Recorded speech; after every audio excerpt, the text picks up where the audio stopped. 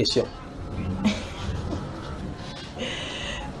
Je suis chaque fois impressionnée quand tu enseignes, la façon dont tu envoies les versets bibliques et tu les maîtrises, je ne sais pas comment tu as fait.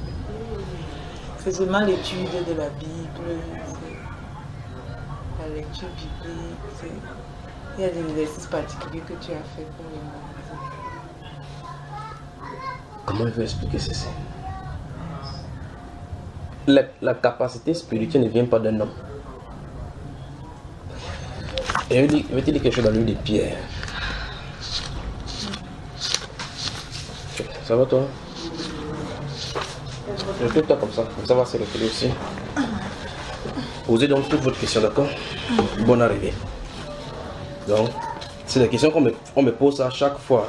En Côte d'Ivoire, Gabon, partout. Comment tu fais pour mémoriser les Écritures? Moi, je suis étonné de cette question-là. Bon, maintenant, regardez dans un Pierre. C'est par rapport à ta question, d'accord? Ça n'a rien à voir avec le sujet que nous allons voir aujourd'hui. Je vais lire ici et puis je vais parler.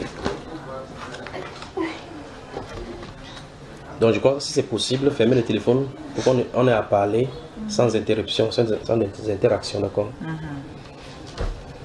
Ok. Dans 1 Pierre, c'est à la page 1234. 1234, voilà maintenant. L'autre côté de page, à côté de toi. C'est 1234. Voilà donc cette page ici. D'accord? Donc en haut là-bas, si on prend à partir de bas ici, on est monté verset 7 en bas là-bas. C'est vrai qu'il y a beaucoup de virgules là-bas. On dit afin que l'épreuve de votre foi, plus précieuse que l'or périssable qui cependant est éprouvé par le feu, est pour résultat la louange, la gloire et l'honneur lorsque Jésus-Christ apparaîtra. Lui que vous aimez sans l'avoir vu, en qui vous croyez sans le voir encore, vous réjouissant d'une joie ineffable et glorieuse, parce que vous obtiendrez le salut de vos âmes au prix de votre foi. Maintenant, verset 10, les prophètes qui ont prophétisé touchant à la grâce qui vous était réservée ont fait de ce salut l'objet de leur recherche et de leur investigation, voulant sonder l'époque et les circonstances marquées par l'esprit de Christ qui était en eux et qui attestait d'avance les souffrances de Christ et la gloire dont elles seraient suivies. Il les fut révélé que ce n'était pas pour eux-mêmes, mais pour vous, qu'ils étaient les dispensateurs de ces choses que vous ont, c'est ici que je vais aller pour répondre à tes questions, que vous ont annoncé maintenant ceux qui vous ont prêché l'évangile par le Saint-Esprit envoyé du ciel. Ceux qui ont prêché l'évangile par le Saint-Esprit envoyé du ciel et dans lequel les anges désirent plonger leur regard. C'est ce qu'il dit dans le suivant. Maintenant, dans Actes des Apôtres chapitre 2, le premier jour quand ils étaient fermés là-bas à la Pentecôte, ils étaient fermés, que le Saint-Esprit est descendu. C'était des pécheurs. Ils étaient réunis là-bas quand Jésus est monté au ciel. On dit, par peur des Juifs, ils persévéraient dans la prière, dans la chambre haute. Personne n'avait un pamphlet, un verset biblique. Mais quand ils sont sortis à l'issue du Saint-Esprit, on a posé la question, d'autres personnes disaient que non, ces gens sont pleins de vin doux. Pierre s'est levé au milieu de 11, il a dit, ces hommes, s'ils ne sont pas, on le supposait car c'est la 9e heure. Mais c'est ici que s'accomplit ce qu'a dit le prophète Joël, au dernier jour, je verserai mon esprit sur toutes chairs, vos fils, vos filles prophétiseront, vos jeunes gens. Et partant de l'apôtre Pierre, qui est un pécheur, on a récité comme ça, Joël chapitre 2, verset 28. Partant de cela, il a annoncé l'évangile. La Bible dit, verset 37, que quand ils eurent entendu toutes ces choses-là, ils eurent le cœur vivement touché. Il dit aux autres apôtres et à Pierre, homme frère, qu'allons-nous faire? Quand il a dit qu'allons-nous faire, la balle était dans le camp des apôtres. Il n'avait pas de verset biblique. Pierre s'est tenu là, il a dit, répentez-vous et que chacun de vous soit baptisé au nom du Seigneur Jésus-Christ pour le pardon de vos péchés et vous recevrez au don du Saint-Esprit. Car la promesse est pour vous, pour vos enfants et pour tous ceux qui sont au loin, aussi grand nombre que le Seigneur notre Dieu les appellera. Et on dit, et par plusieurs autres paroles les conjura en disant, sauvez toute cette génération perverse. Puis on accepte, on dit, ceux qui acceptaient sa parole furent baptisés en ces jours, le nombre des disciples augmentait d'environ 3000 âmes. Ils persévéraient dans l'enseignement des apôtres, dans la fraction de pain, dans les prières, et le nombre de Seigneur ajouté chaque jour. Vous voyez, on dit dans les enseignements des apôtres. Dans ces cas, il n'y a pas ça. Comment les apôtres les enseignaient? Par le Saint-Esprit. Donc le problème, c'est qu'on a troqué le Saint-Esprit aujourd'hui avec les écoles bibliques. C'est ça le vrai problème. Quand vous voyez n'importe quel pasteur, quand il veut faire son commerce, il dit que non, le Seigneur m'a révélé d'ouvrir une école de disciples. Chacun crée son livre, il commence à photocopier des livres. Et les cours, voilà les thèmes de cours qu'on va enseigner là-bas. Ça, c'est pour embrigader et envoyer les gens dans la folie. Quand Jésus, lui, fermez les téléphones pour qu'on n'ait pas à dire là. Dans le livre des Jean, au chapitre 14, 15, 16, Jésus va lui parler du Saint-Esprit. La personne du Saint-Esprit, verset 1 du chapitre 14, il dit, croyez en Dieu et croyez en moi. Que votre cœur ne se trouble point. croyez en Dieu, croyez en moi. Il y a plusieurs demeures dans la maison de mon Père. Si cela n'était pas, je vous l'aurais dit. Je m'en vais vous préparer une place. Et quand je m'en serai allé, je reviendrai et je vous chercherai afin que là où je suis, vous y soyez aussi. Vous voyez? Maintenant, plusieurs fois, après, il va arriver, il dit, je ne vous laisserai pas opérer, je reviendrai à vous. Puis il dit que je prierai le pays, vous enverrai le consolateur, l'esprit de vérité que le monde ne peut recevoir. Mais vous le connaissez car il demeure avec vous, il sera en vous. Et cet esprit-là, il convaincra le monde du péché. Péché parce qu'il s'en va au Père. Jésus va leur dire que j'ai encore beaucoup d'autres choses à vous dire, mais vous ne pouvez pas les porter maintenant. Mais quand le consolateur sera venu, le Saint-Esprit, il vous rappellera toutes choses. Donc vous voyez effectivement que le vrai problème à milieu chrétien, c'est le baptême du Saint-Esprit. Si tu n'as pas le Saint-Esprit, tout ce que tu fais là-bas, c'est pour toi, ta famille, tes enfants, ton mari et ta génération. Ça ne concerne pas la Bible. Donc le Saint-Esprit, c'est un thème majeur, il est nécessaire de l'avoir. Si il n'y a pas ça, tout ce que tu fais, c'est zéro. Et si tu l'as, c'est le passeport, c'est le cachet pour signifier que tu as le contrat pour le ciel.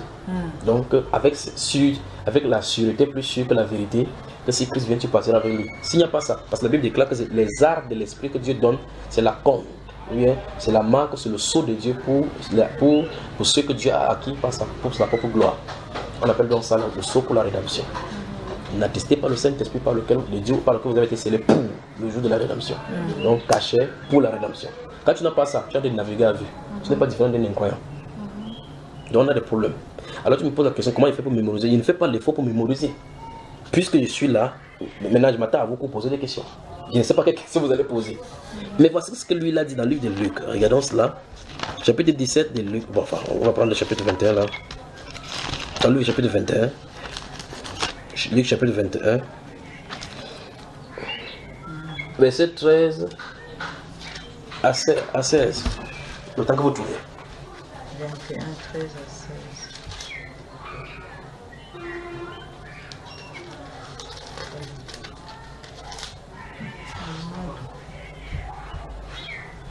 Luc chapitre 21.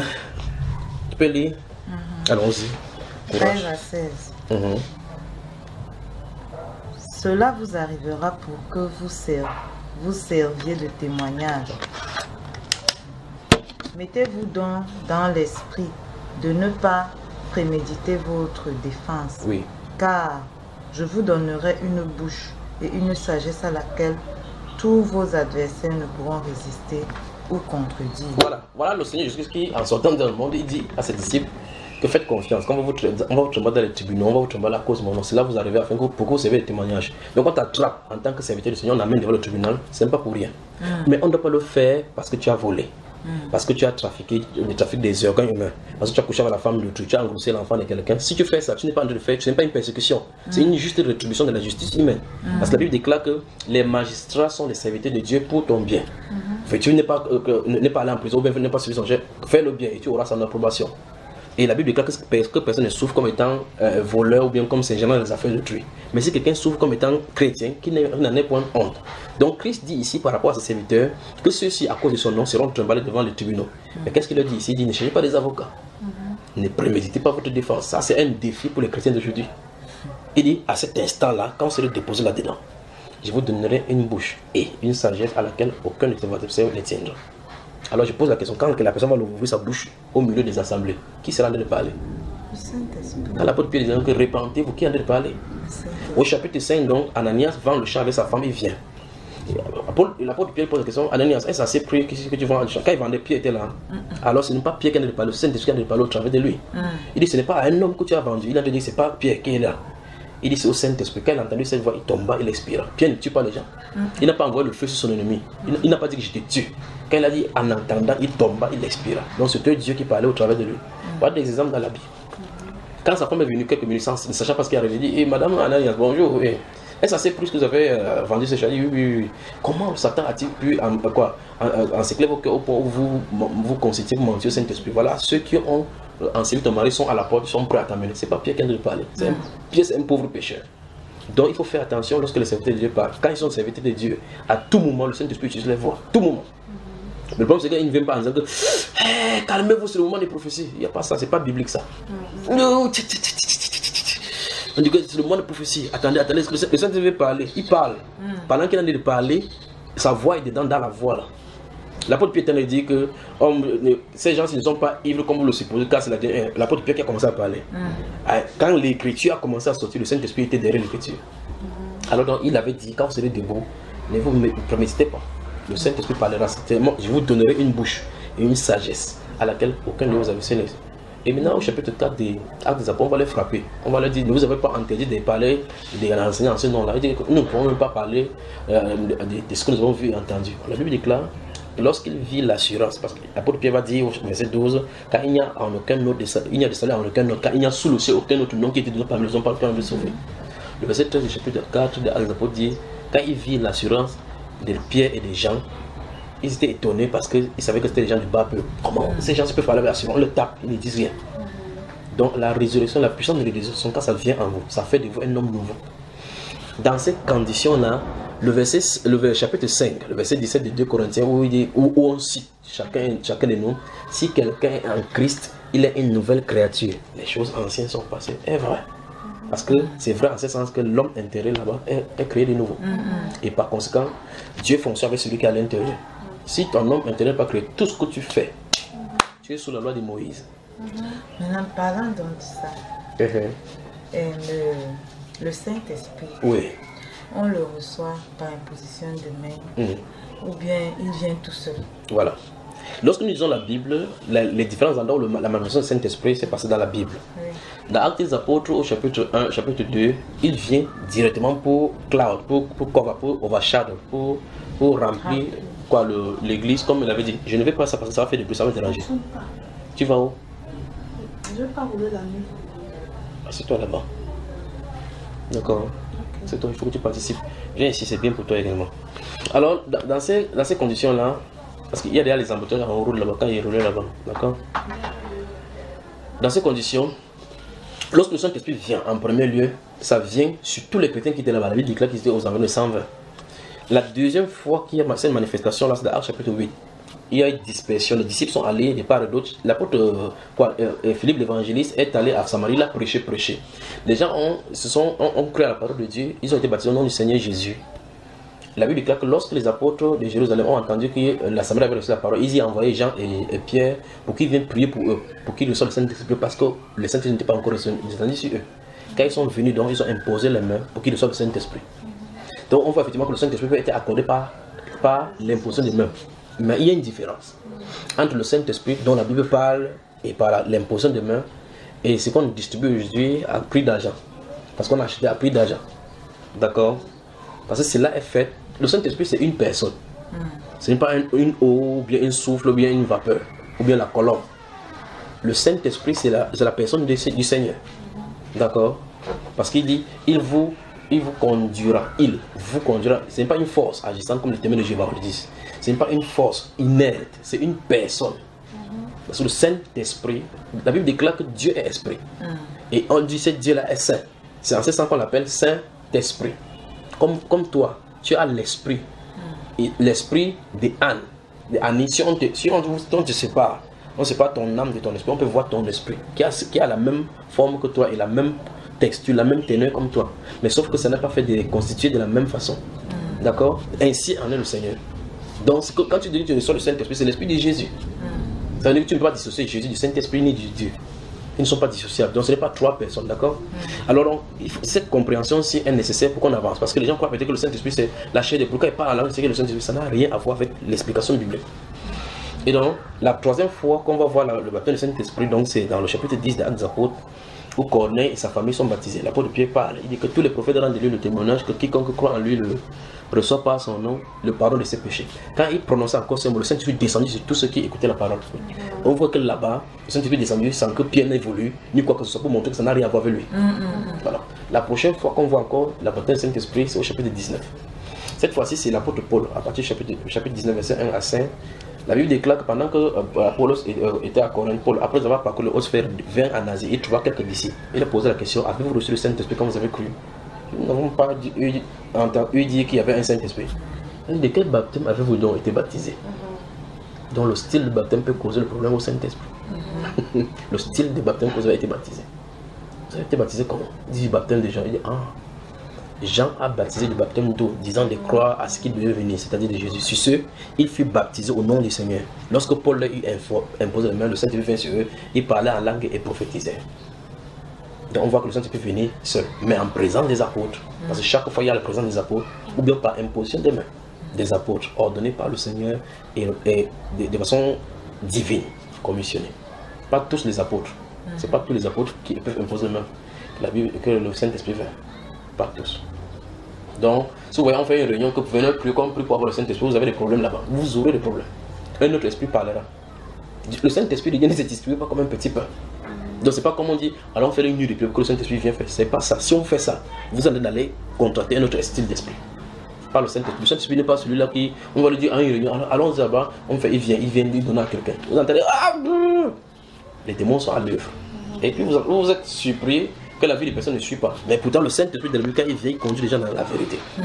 Et cette même personne qui dit qu'il a reçu le Saint-Esprit, tu lui prêches la vérité, il fuit, il dépose la Bible, il fuit. Il dit qu'il ne croit pas ça. Et le Saint-Esprit est censé amener les gens dans la parole, dans les Saintes Écritures. Il dit, ma soeur, mon frère, tu as reçu le Saint-Esprit? Oui. Comment? Il dit, mais c'est simple, tout le monde peut faire ça. Ce n'est pas le signe dans cela.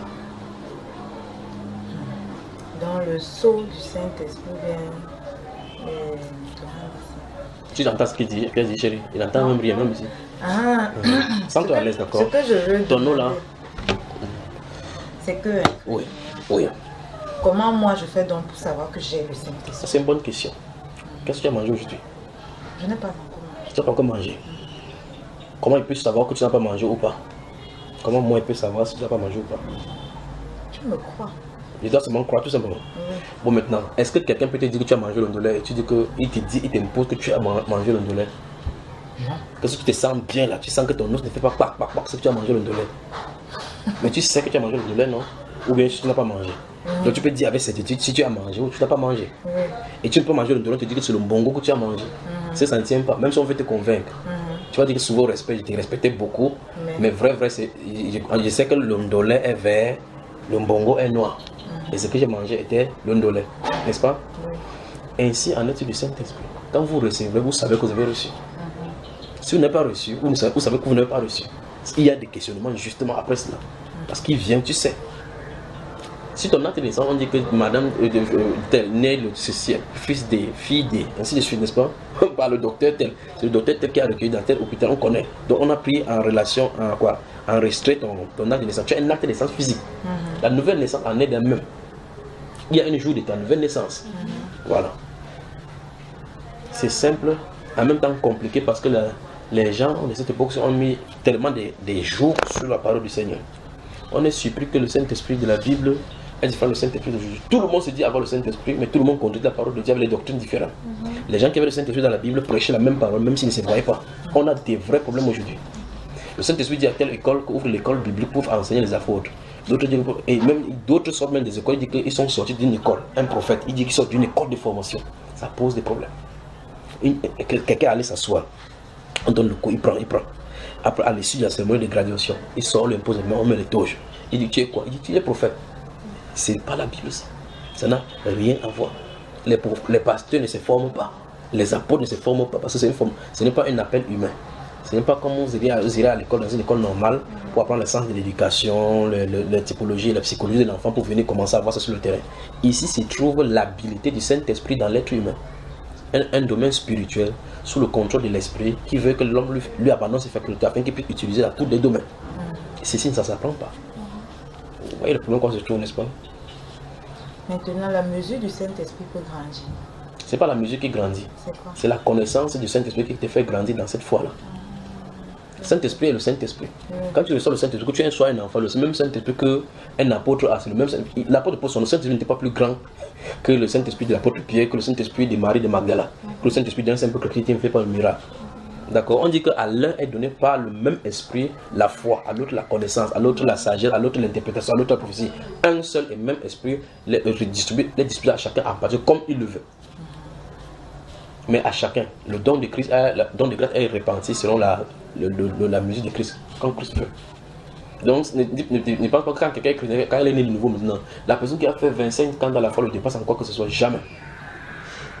Nous avons les uns et les autres accès auprès du Père. On était racheté du même prix comme on l'a racheté. Tu te différencies tout simplement parce que tu as d'abord la prééminence, tu es la grande sœur. Même si elle fait n'importe comment. Tu as 3 yeux, elle a 2 yeux. Tu as 42 ans, elle a 32. Vous avez les mêmes conditions, même chose qu'elle a, vous avez. La différence, c'est qu'il est né avant toi, point. Les droits de naissance, c'est rien. Point final. Donc ça ne fait pas que tu la dépasses ou quoi que ce soit, c'est seulement le droit de naissance. Et donc cela est respecté par le Seigneur. Donc le Saint-Esprit est nécessaire pour notre fonctionnement. Si tu n'as pas le Saint-Esprit,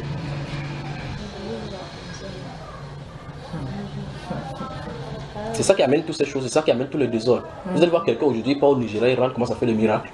Comme si Dieu savait ça, Dieu habitait au Nigeria. D'autres, vous voyez quelqu'un, après, il part au Bénin, il rentre, il commence à faire le miracle. Les gens viennent, venez au stade, venez ici. Non, c'est un grand serviteur de Dieu. Le Saint-Esprit de Dieu ne se donne pas, ne se distribue pas comme ça. Ne se distribue pas. Ils peuvent aller pour une autre style d'initiation, mais pas pour le Saint-Esprit, ça ne ferait pas comme ça. Le Saint-Esprit, pour qu'il vienne en quelqu'un, pour faire ces styles d'œuvre, pas par le Saint-Esprit de la nouvelle naissance, pour qu'il vienne à quelqu'un, pour faire ces styles d'œuvre-là, il faut que Dieu brise ton caractère et met en toi le caractère de Christ. Et le premier caractère qui, quand il brise pour arriver, il arrive d'abord à l'humilité. Pour que toute la gloire revienne au Seigneur Jésus-Christ. Voilà. Donc on a des problèmes. On a des problèmes aujourd'hui.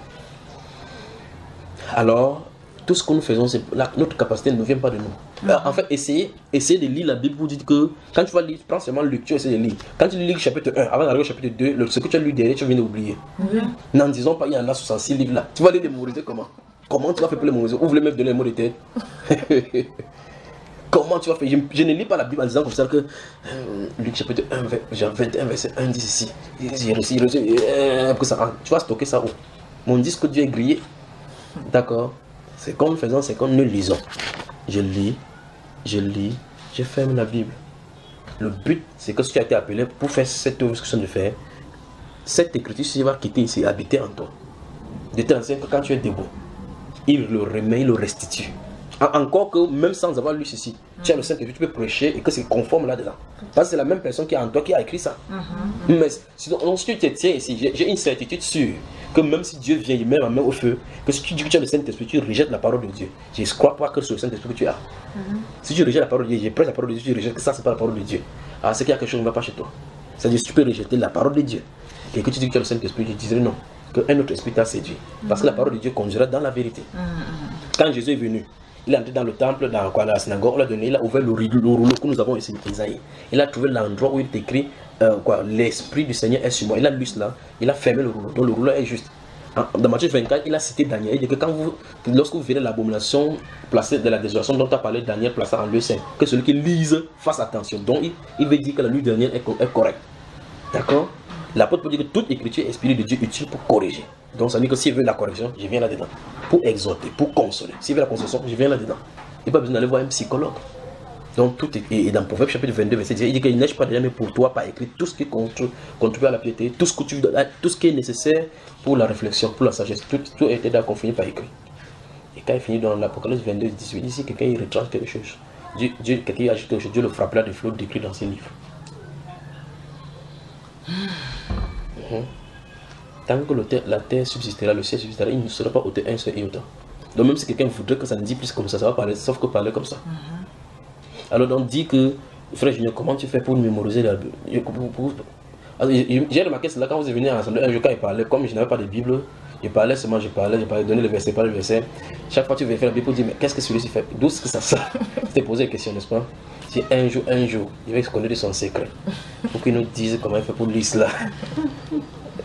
Eh bien, donc, si tu lis donc, tu te tiens à la radio, voici les émissions que vous écoutez par exemple à Radio Bonne Nouvelle. On fait une émission en direct pendant 1 heure où on me pose que quelqu'un appelle à la radio pour poser des questions. On me dit comment? À cet instant, il faut lui donner la. On ne dit pas que non, attends, la semaine prochaine, pas lire pour savoir où ça se trouve. Tu dois donner la réponse là-bas. Sinon, dans ce cas, comment il va faire pour savoir qu'à tel moment, même les ordinateurs plantent? Ça, le ministère du Saint-Esprit, c'est un ministère infaillible. Le ministère du Saint-Esprit. Mais le ministère humain sera toujours entaché par l'insuffisance humaine. Voilà. Ai-je bien répondu? Oui. Donc en fait, en clair, n'essayez pas de mémoriser les Écritures. Méditez plutôt les Écritures. Quand vous méditez les Écritures, ça entre dans votre cœur, votre âme, ça habite là à l'intérieur. Dans Jacques chapitre 1, il dit que recevez avec douceur la parole qui a été plantée en vous et qui peut sauver vos âmes. Il recevez avec douceur. Donc dans la méditation. Il dit ne vous bornez pas à écouter la parole. En vous trompant vous-même pas la parole de Dieu, mais mettez-la en pratique. Car celui qui écoute la parole qui ne la met pas en pratique est semblable à un homme qui, après s'être regardé dans un miroir, s'en va et oublie tel il était. Il dit, mais celui qui aura plongé le regard, n'étant pas un auditeur oublié, mais se mettait à l'œuvre, celui-là est heureux dans toutes ses entreprises. Donc la solution, c'est de méditer. Maintenant, quand il n'y a pas de méditation, et quand la Bible parle de méditation dans Josué chapitre 1, verset 8, et dans Psaume 1, heureux l'homme qui ne mange pas selon les conseils de méchants, qui ne s'assoit pas en combat du moqueur, mais qui trouve son plaisir dans la loi de l'Éternel et qui la médite jour et nuit. Il est comme un arbre planté d'un courant d'eau dont le frère ne se fait point. Tout ce qu'il fait lui réussit. Mais aujourd'hui on dit que non, donc ça dit tout ce que tu as fait va réussir. On dit que médite la parole. Et quoi que la dernière fois nous avons commencé à parler là-dedans. Dieu, Jésus l'a dit dans Jean chapitre 14, verset 21 à 23. Il dit si quelqu'un m'aime, il gardera ma parole. Celui qui ne m'aime pas, ne garde pas ma parole. Donc vous ne faites pas de. Si tu n'aimes pas le Seigneur Jésus, la preuve c'est. Voici comment on sait qu'on aime le Seigneur. Est-ce que tu gardes sa parole, oui ou non? Donc aimer le Seigneur, ça ne veut pas dire. Oh Seigneur, je t'aime avec les mains. Oh Seigneur, quand on chante les louanges, j'ai la chair d'épaule. C'est l'émotion. Ça, c'est l'émotion. Merci, ma soeur. Ça, c'est l'émotion. Vous entendez quand on chante, oh Jésus. Mais cette personne vient avec le mari de quelqu'un. Tout ce qu'elle fait là, elle pleure seulement les flammes de feu qui vont la brûler. Ce n'est pas l'amour du Seigneur Jésus. Bon, maintenant, dans Jean 14, verset 21 à 23, la Bible déclare que c'est Jésus qui ouvre la bouche. Il dit si quelqu'un me gardera ma parole. Il dit celui qui ne l'aime pas ne garde pas sa parole. 14, verset 21 à 23. Il dit si quelqu'un l'aime, il gardera sa parole. Et quand il va garder la parole, il dit le Père et moi viendrons chez lui, on fera notre tabernacle chez lui. Et dans Jean 15, verset 7, il dit que celui qui a mes paroles, non, il dit si vous demeurez en moi et que mes paroles demeurent en vous, dans ce cas, demandez ce que vous voudrez, et vous serez accordé. Donc en réalité, ce qu'il faut enseigner aux gens, c'est méditer la parole. Il faut méditer la parole. Si vous méditez la parole, pendant que vous allez méditer la parole est en train de vous traiter. Votre caractère, vous avez la colère en vous. Ça disparaît sans que vous n'en rendez pas compte. Parce que quand Jésus entre dans le temple à Jérusalem, dans Matthieu chapitre 21, première chose, il fait le fouet pour chasser dans son temple des choses qui s'y trouvent, qui ne doivent pas se retrouver. Il chasse les changeurs, c'est-à-dire ceux qui avaient la cupidité. Il les chasse du temple. Et la Bible dit que votre corps est le temple du Saint-Esprit. Donc s'il entre, la parole entre, il va chasser la cupidité. Chasser la colère hors de son temple, parce que c'est un lieu de tabernacle de prière. Il est écrit ma maison, c'est la maison de prière. Donc on doit méditer là-dedans. Quand tu pries, entre dans le lieu secret, ferme ta porte et prie ton Père qui voit dans le secret. Et le Père qui voit dans le secret te le rendra. Tu as vu ça? Comment ça tu respires? Comment ça? Quoi qu'il faut ouvrir l'eau là-bas. Non, ça va faire. Bienvenue. Non, je comprends juste que celui qui a le Saint-Esprit se conforme à la volonté de Dieu. Tout simplement. Tout simplement. C'est pas son esprit donc on peut vivre cela. Si tu essaies en tant qu'être humain d'essayer de vivre la vie chrétienne, tu vas faire comme la poule, comme mon histoire des poules et canards qui raconte chaque fois. La poule a presque les mêmes morphologies que le canard. On peut les classer dans la classe des oiseaux. Ils peuvent pondre les œufs de la même façon. Ils peuvent aussi aller picorer comme de la même façon. Le canard fait quoi? Il fait aussi pied. Il n'y a pas de problème. Il y a un test. C'est le coup d'eau. C'est au coup d'eau qu'on va savoir qui sait nager. Quand les tribulations et les détresses avancent, c'est là on va savoir qui a la foi. Amen. Tu as vu? Le canard entre là-bas tranquillement comme si la poule vient, il va y avoir c'est la noyade. Donc on n'essaie pas d'imiter la vie chrétienne. Amen. La vie chrétienne vient spontanément avec la vie de Christ en nous. Donc la vie chrétienne, donc c'est la vie de Christ en nous, c'est Christ vivant en nous. Donc oui, effectivement que ce problème-là se passe aujourd'hui parce que plusieurs personnes ont grandi dans des familles chrétiennes. On a appris la morale. Tu ne voleras pas, tu ne feras pas telle ou telle chose. Respecter tes parents et autres. On a grandi dans cette moralité-là. Et par conséquent, quand on a grandi jusqu'à un niveau de non, comment donner le piano à l'un, on donne le baffle à l'autre, le tam-tam à l'un, l'autre est chef de chorale. On dit tu es quoi? Il dit je suis chrétien de quoi? De l'église de la résurrection. Moi je suis de l'église universelle. Et le jour maintenant où le Saint-Esprit vient enlever, il dit repentez-vous. Il dit non, moi je suis né dans une famille chrétienne. Mon père était pasteur. Le père est pasteur, ta mère est diaconesse. Ça ne fait pas que tu n'es chrétien. Il faut naître de nouveau. Il faut naître de nouveau. Donc, il ne faut pas essayer d'éviter la vie chrétienne. La vie chrétienne, pour que tu vives la vie chrétienne, il faut que la Christ vive en toi. C'est la nature de Christ en nous qui nous permet de vivre comme Dieu veut. Si c'est pas ça, tout ce que tu fais là, c'est l'ordre de 1. Oui, ma chère. J'ai une préoccupation. Comment est-ce que ça s'explique que tu es un enfant de Dieu? Oui. Tu sers le Seigneur, tu crains Dieu, mais que tu es un... Elle dit que tu parles fort. Ah, pardon. Pardon. Je demandais que comment est-ce que ça s'explique que tu sois un enfant de Dieu, tu crains Dieu, tu le sais, et comment ça s'explique que tu es un démon en toi? Bonne question. Ou un esprit malsain. Bonne question. Bonne question. Là, il faut définir ce qu'on appelle la crainte du Seigneur. Il faut définir ce qu'on appelle enfant de Dieu. Et non, il y a donc un enseignement que je crois que vous allez en avoir. Un chrétien peut-il être possédé? Il y a ça sur le net. Voilà, il y a ça sur le net. C'est bien défini. Ouais. Donc, le titre, c'est un chrétien peut-il être possédé? Tant qu'on n'est pas allé au standard de la parole, on aura de ces ambiguïtés-là. Déjà, vous qui êtes passé par des dénominations, vous avez vu comment les pasteurs vous ont bouffé de l'argent. Un chrétien, c'est un enseignement sur Bambaïba. Voilà, un chrétien peut être possédé. Prenez le temps d'écouter cela, pour qu'on n'ait pas été là-dessus. Bon, maintenant, étant donné donc, vous voyez comment les pasteurs vous ont bouffé. Bouffé de l'argent, n'est-ce pas? D'autres, vous allez dans des endroits, il y a des gens qu'on délivre chaque fois. On prie chaque fois, la personne tombe. On prie chaque fois, les gens tombent. On a des problèmes. On a des problèmes. Donc, si on définit les standards selon nous, on va fausser la chose. Mais si on définit, on vient dans la définition biblique de la chose, on va voir qu'en réalité, notre standard n'était pas le standard de la Bible. Il y a notre enseignement, comment es-tu devenu chrétien? Il faut noter, comment es-tu devenu chrétien? Comment es-tu devenu chrétien? Je vous exhorte d'écouter cela. Comment es-tu devenu chrétien? Point d'interrogation. Et notre enseignement qui est lié, c'est le Saint-Esprit de Dieu habite-t-il en toi? Habite-t-il en toi? Le Saint-Esprit habite-t-il en toi?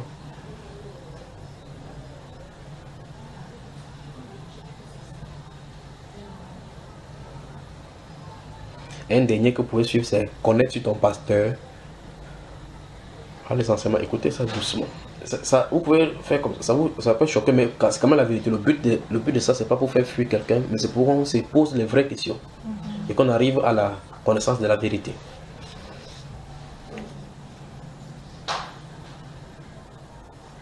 Voilà. Donc, connais-tu ton pasteur? En écoutant ces enseignements-là, donc on se trouve dans le niveau où, si vous prenez un catholique, vous lui direz qu'il est chrétien ou qu'il n'est pas chrétien. Ou bien vous allez prendre la position de la majorité.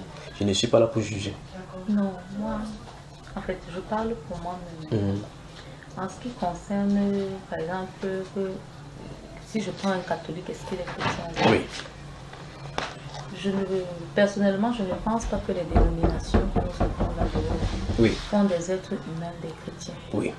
Je ne pense pas, je ne crois pas. Que les dénominations qu'on a dehors ne font pas des êtres humains des chrétiens. Des chrétiens. Mais qu'est-ce que les êtres humains qui sont à l'intérieur se targuent d'être? Ils se targuent d'être des chrétiens. Sur cette base, ils se trompent ou ils ne se trompent pas. Ils se trompent. Donc vous voyez effectivement que vous venez de là, de prendre le standard de la Bible. Ça, vous voyez, c'est pour ça que je dit qu'il faut donc définir ce qu'est un chrétien. Parce que quand il sera là-bas à l'intérieur, elle va dire je suis chrétien. Mais demain, elle a le démon. On se pose la question comment lui, elle a le démon. Ça commence à poser des problématiques que la Bible n'a jamais posées. Donc ça dit qu'il faut revenir qui est un chrétien. Alors quand on va voir qui est un chrétien, on colle ça à lui en regardant s'il respecte ses chrétiens. On va voir que non, en réalité il n'était pas chrétien. Il était un sympathisant. Ou bien comme un fidèle, comment dire, fidèle tétel. Pas un disciple du Seigneur Jésus. On va la différence, n'est-ce pas? Donc c'est là le problème. Le problème c'est, pour savoir un chrétien peut-être positif, il faut définir qui est un chrétien. Quand on définit ces chrétiens, non, alors tu mets maintenant ta vie à l'issue de cette définition. Et voir si oui ou non, les définitions qui sont données là respectent cela. Si ça ne respecte pas cela, tu dis normalement, puisque les démons sont censés manger les êtres humains. La Bible déclare, tu mangeras tous les jours de la poussière de la vie. C'est de nous dont on parle, c'est pas de la terre. Sinon ils auraient fini la terre en mangeant. Voilà. Alors, ça veut dire qu'on est la proie des démons. Si on n'est pas né de nouveau. Alors on a des problèmes. We have a problem. Donc, en définissant qui est un chrétien, comment la position vient-elle? Toutes ces choses en définissant cela, comme dans les enseignements là, c'est fait. On va arriver au niveau de dire en réalité, je me trompais sur ma conception de cette personne-ci craint Dieu. Parce que la crainte de Dieu, c'est s'éloigner du mal. Abstenez-vous, dit la Bible dans 1 Thessaloniciens chapitre 5, de toute espèce de mal. Abstenez-vous, dont tu ne dois pas faire. Non, frère, tu ne sais pas ce qu'il m'a fait, il faut qu'il le rentre pour qu'il comprenne comment il comprend. Abstenez-vous de toute espèce de mal. La colère de l'homme, si vous mettez en colère, ne donnez pas accès au diable, donc par la colère, le diable peut entrer. On a des problèmes. On a des problèmes. Des questions? Oui, mais dans ce sens alors, est-ce que toi tu fais Pardon. Dans ce sens alors non. Qu'est-ce que toi tu fais des liens ancestraux? Voilà. Parce que ce n'est toujours pas que... Non, je comprends très attentivement. Note alors briser les malédictions familiales. Notre enseignement.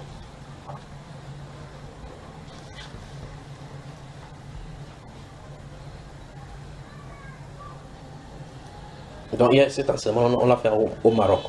D'accord? Et je crois qu'une fois de plus, tout est expliqué là-bas avec les liens sociaux d'après la Bible. Et là, on va voir également voir que non, on ne vient pas en Christ comme ça. Parce que comme je viens de citer tout à l'heure ici, je venais de citer 2 Corinthiens chapitre 5, verset 17. Si quelqu'un est en Christ, est où? Il est en Christ. Non, attends, il est où? En Christ. Bon, maintenant, il faut maintenant définir ce que c'est que... C'est être en Christ. Voilà, c'est ça le problème. Quand tu es en Christ, tu es à l'intérieur, c'est-à-dire dans le Christ.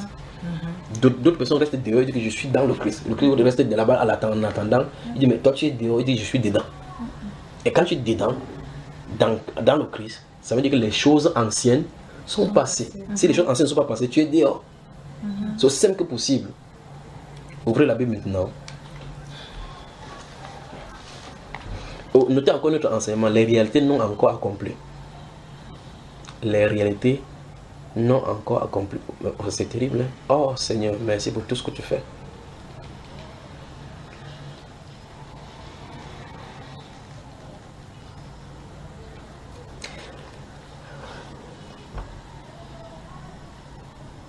Colossiens chapitre 1.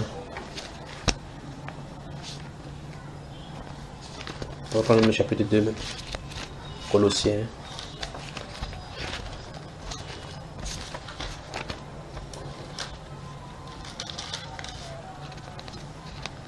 Prenons le chapitre 1 des Colossiens.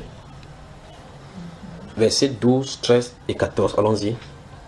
Versets 12, 13 et 14. Oui. Allons-y. Rendez grâce au Père qui vous a rendu capable d'avoir part à l'héritage des saints dans la lumière. Oui. Qui nous a délivrés de la puissance des ténèbres. Tu as entendu ça? Oui. Et nous a transportés dans le royaume du Fils de son amour. Donc, initialement, on était dans quel royaume? Les ténèbres. Il nous a transportés où? Quand quelqu'un lit comme ça, là maintenant, il peut expliquer plusieurs choses avec ce seul verset. La méditation.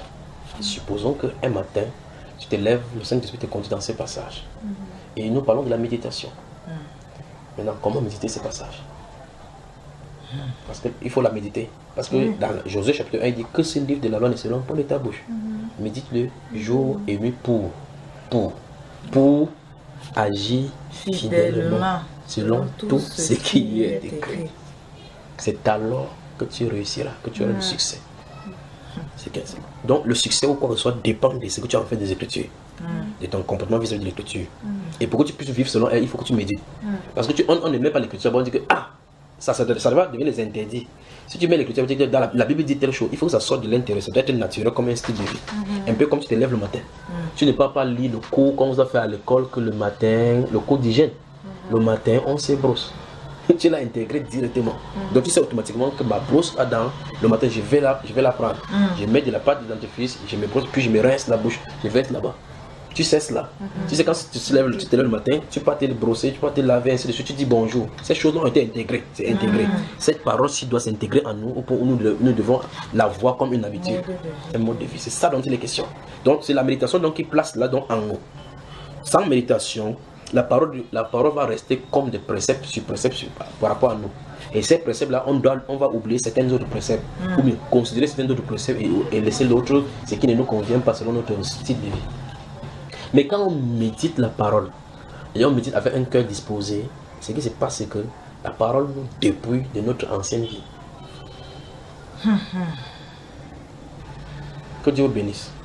Pour que vous quittiez après les 35 km, vous venez vous asseoir comme ça, pas pour les miracles, mais pour écouter cette pauvre mortelle vous parler. Alors que Dieu vraiment vous bénisse. Amen. Moi, quand j'ai un pauvre mortel qui me parle. Amen. Oui. J'avais déjà eu à méditer sur ce passage. Voilà. Donc c'est très bon maintenant. Ça veut dire qu'on va arriver maintenant avec. On va parler. La chose qui m'avait le plus marqué, c'est qu'on rende grâce au Père. Parce qu'il nous a rendus capables d'avoir part à l'héritage des saints. Donc ça veut dire que Dieu a mis une capacité en nous et nous devons exploiter cette capacité. Donc on a notre part à faire. Voilà, dis-nous alors donc. Dis-nous comment tu es arrivé alors. Bon, ça c'est la méditation que tu es arrivé. Oui. Ce passage, André le dit aux gens pour les réveiller en leur disant qu'il faut qu'ils célèbrent. Ils célèbrent la victoire qui leur a été octroyée. Donc c'est comme si on leur donnait le renseignement que vous avez eu la victoire. Il dit rendez grâce au Père qui vous a rendu capable d'avoir part. C'est pour ça que l'apôtre Paul dit que notre capacité ne vient pas de nous. D'accord? Maintenant il dit rendez grâce à Dieu pour cela. Ça veut dire que Dieu a été l'alpha et l'oméga de l'œuvre de la foi pour conduire ceci dans la lumière. Il dit qu'il vous a rendu capable d'avoir part à l'intérieur des saints dans la lumière. Il nous a, tu as vu le temps du verbe? Il vous a, il nous a délivrés. L'apôtre Paul s'inclut là-bas. La question c'est, à quel moment l'a-t-il fait?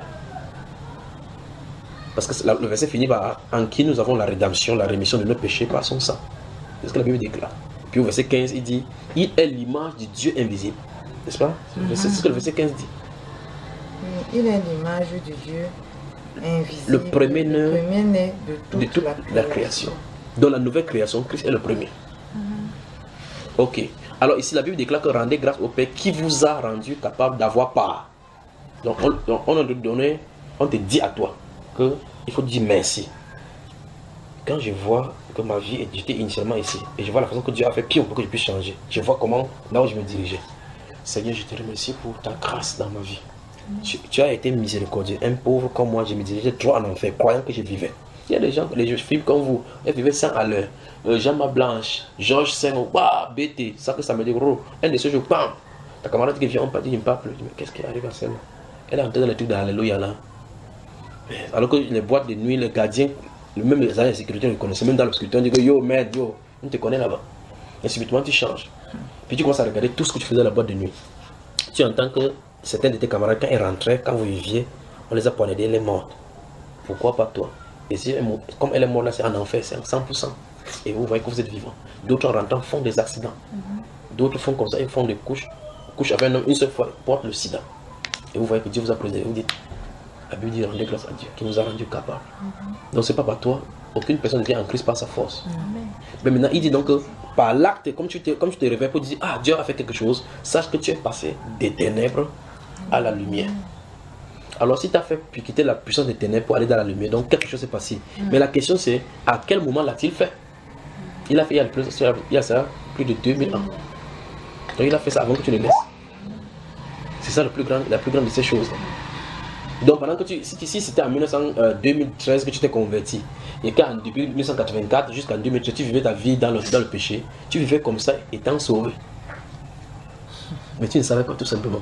Après il te réveille pour que tu entres dans ta maison, un peu comme une brebis qui est égarée, on dit rentre à la maison. Parce qu'il va te chercher, dit que j'ai encore d'autres brebis qui ne sont pas de cette bergerie, celles-là il faut que je les amène. Elles entendront ma voix, elles viendront. Il y aura un seul troupeau. Alors tu étais une brebis égarée.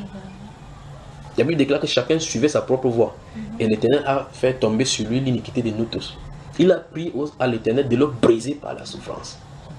Il dit, le châtiment qui nous donne la paix est tombé sur lui. Et c'est par ses meurtrissures que nous sommes guéris. Donc ta guérison, quand tu dis Seigneur guéris-moi, il a déjà fait il y a ça plus de 2000 ans ta guérison. Tu as parlé n'importe quoi. Quand tu dis Seigneur guéris-moi, c'est pas maintenant qu'il parle de travailler. En fait, il l'a fait. C'est pour ça qu'il y a dans cet enseignement-là, les réalités non encore accomplies. Il l'a fait, mais pour le moment tu es malade. Il faut que tu entres dans cette réalité. Un peu comme un enfant que son papa mourant a fait le testament que si je meurs, tel enfant prend telle voiture, telle personne, tel terrain. Quand il fait, il dépose ça quelque part là-bas. Cet enfant, même s'il meurt n'importe où, il a un héritier. Il a le terrain. Il a la voiture. Mais ce n'est pas encore réel.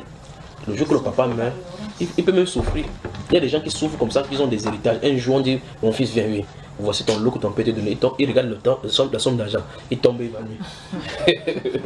Il tombe évanoui. Donc je souffre comme ça depuis longtemps. J'avais l'argent comme ça. C'est pas cet instant-là qu'il a l'argent.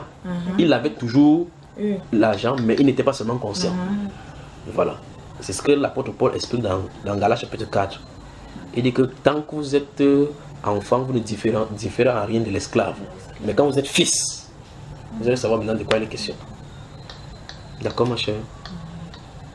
On a besoin de ces révélations. Mais c'est la parole. Les questions. Posez toutes vos questions.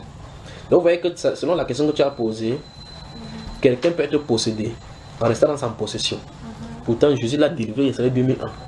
Il faut seulement qu'il entre dans la réalité. Ça veut dire qu'il faut que ce soit effectif pour la personne. Tous les liens ancestraux en réalité ont été déjà vaincus. Nous sommes dans Colossiens, non? Regardons, chapitre 2.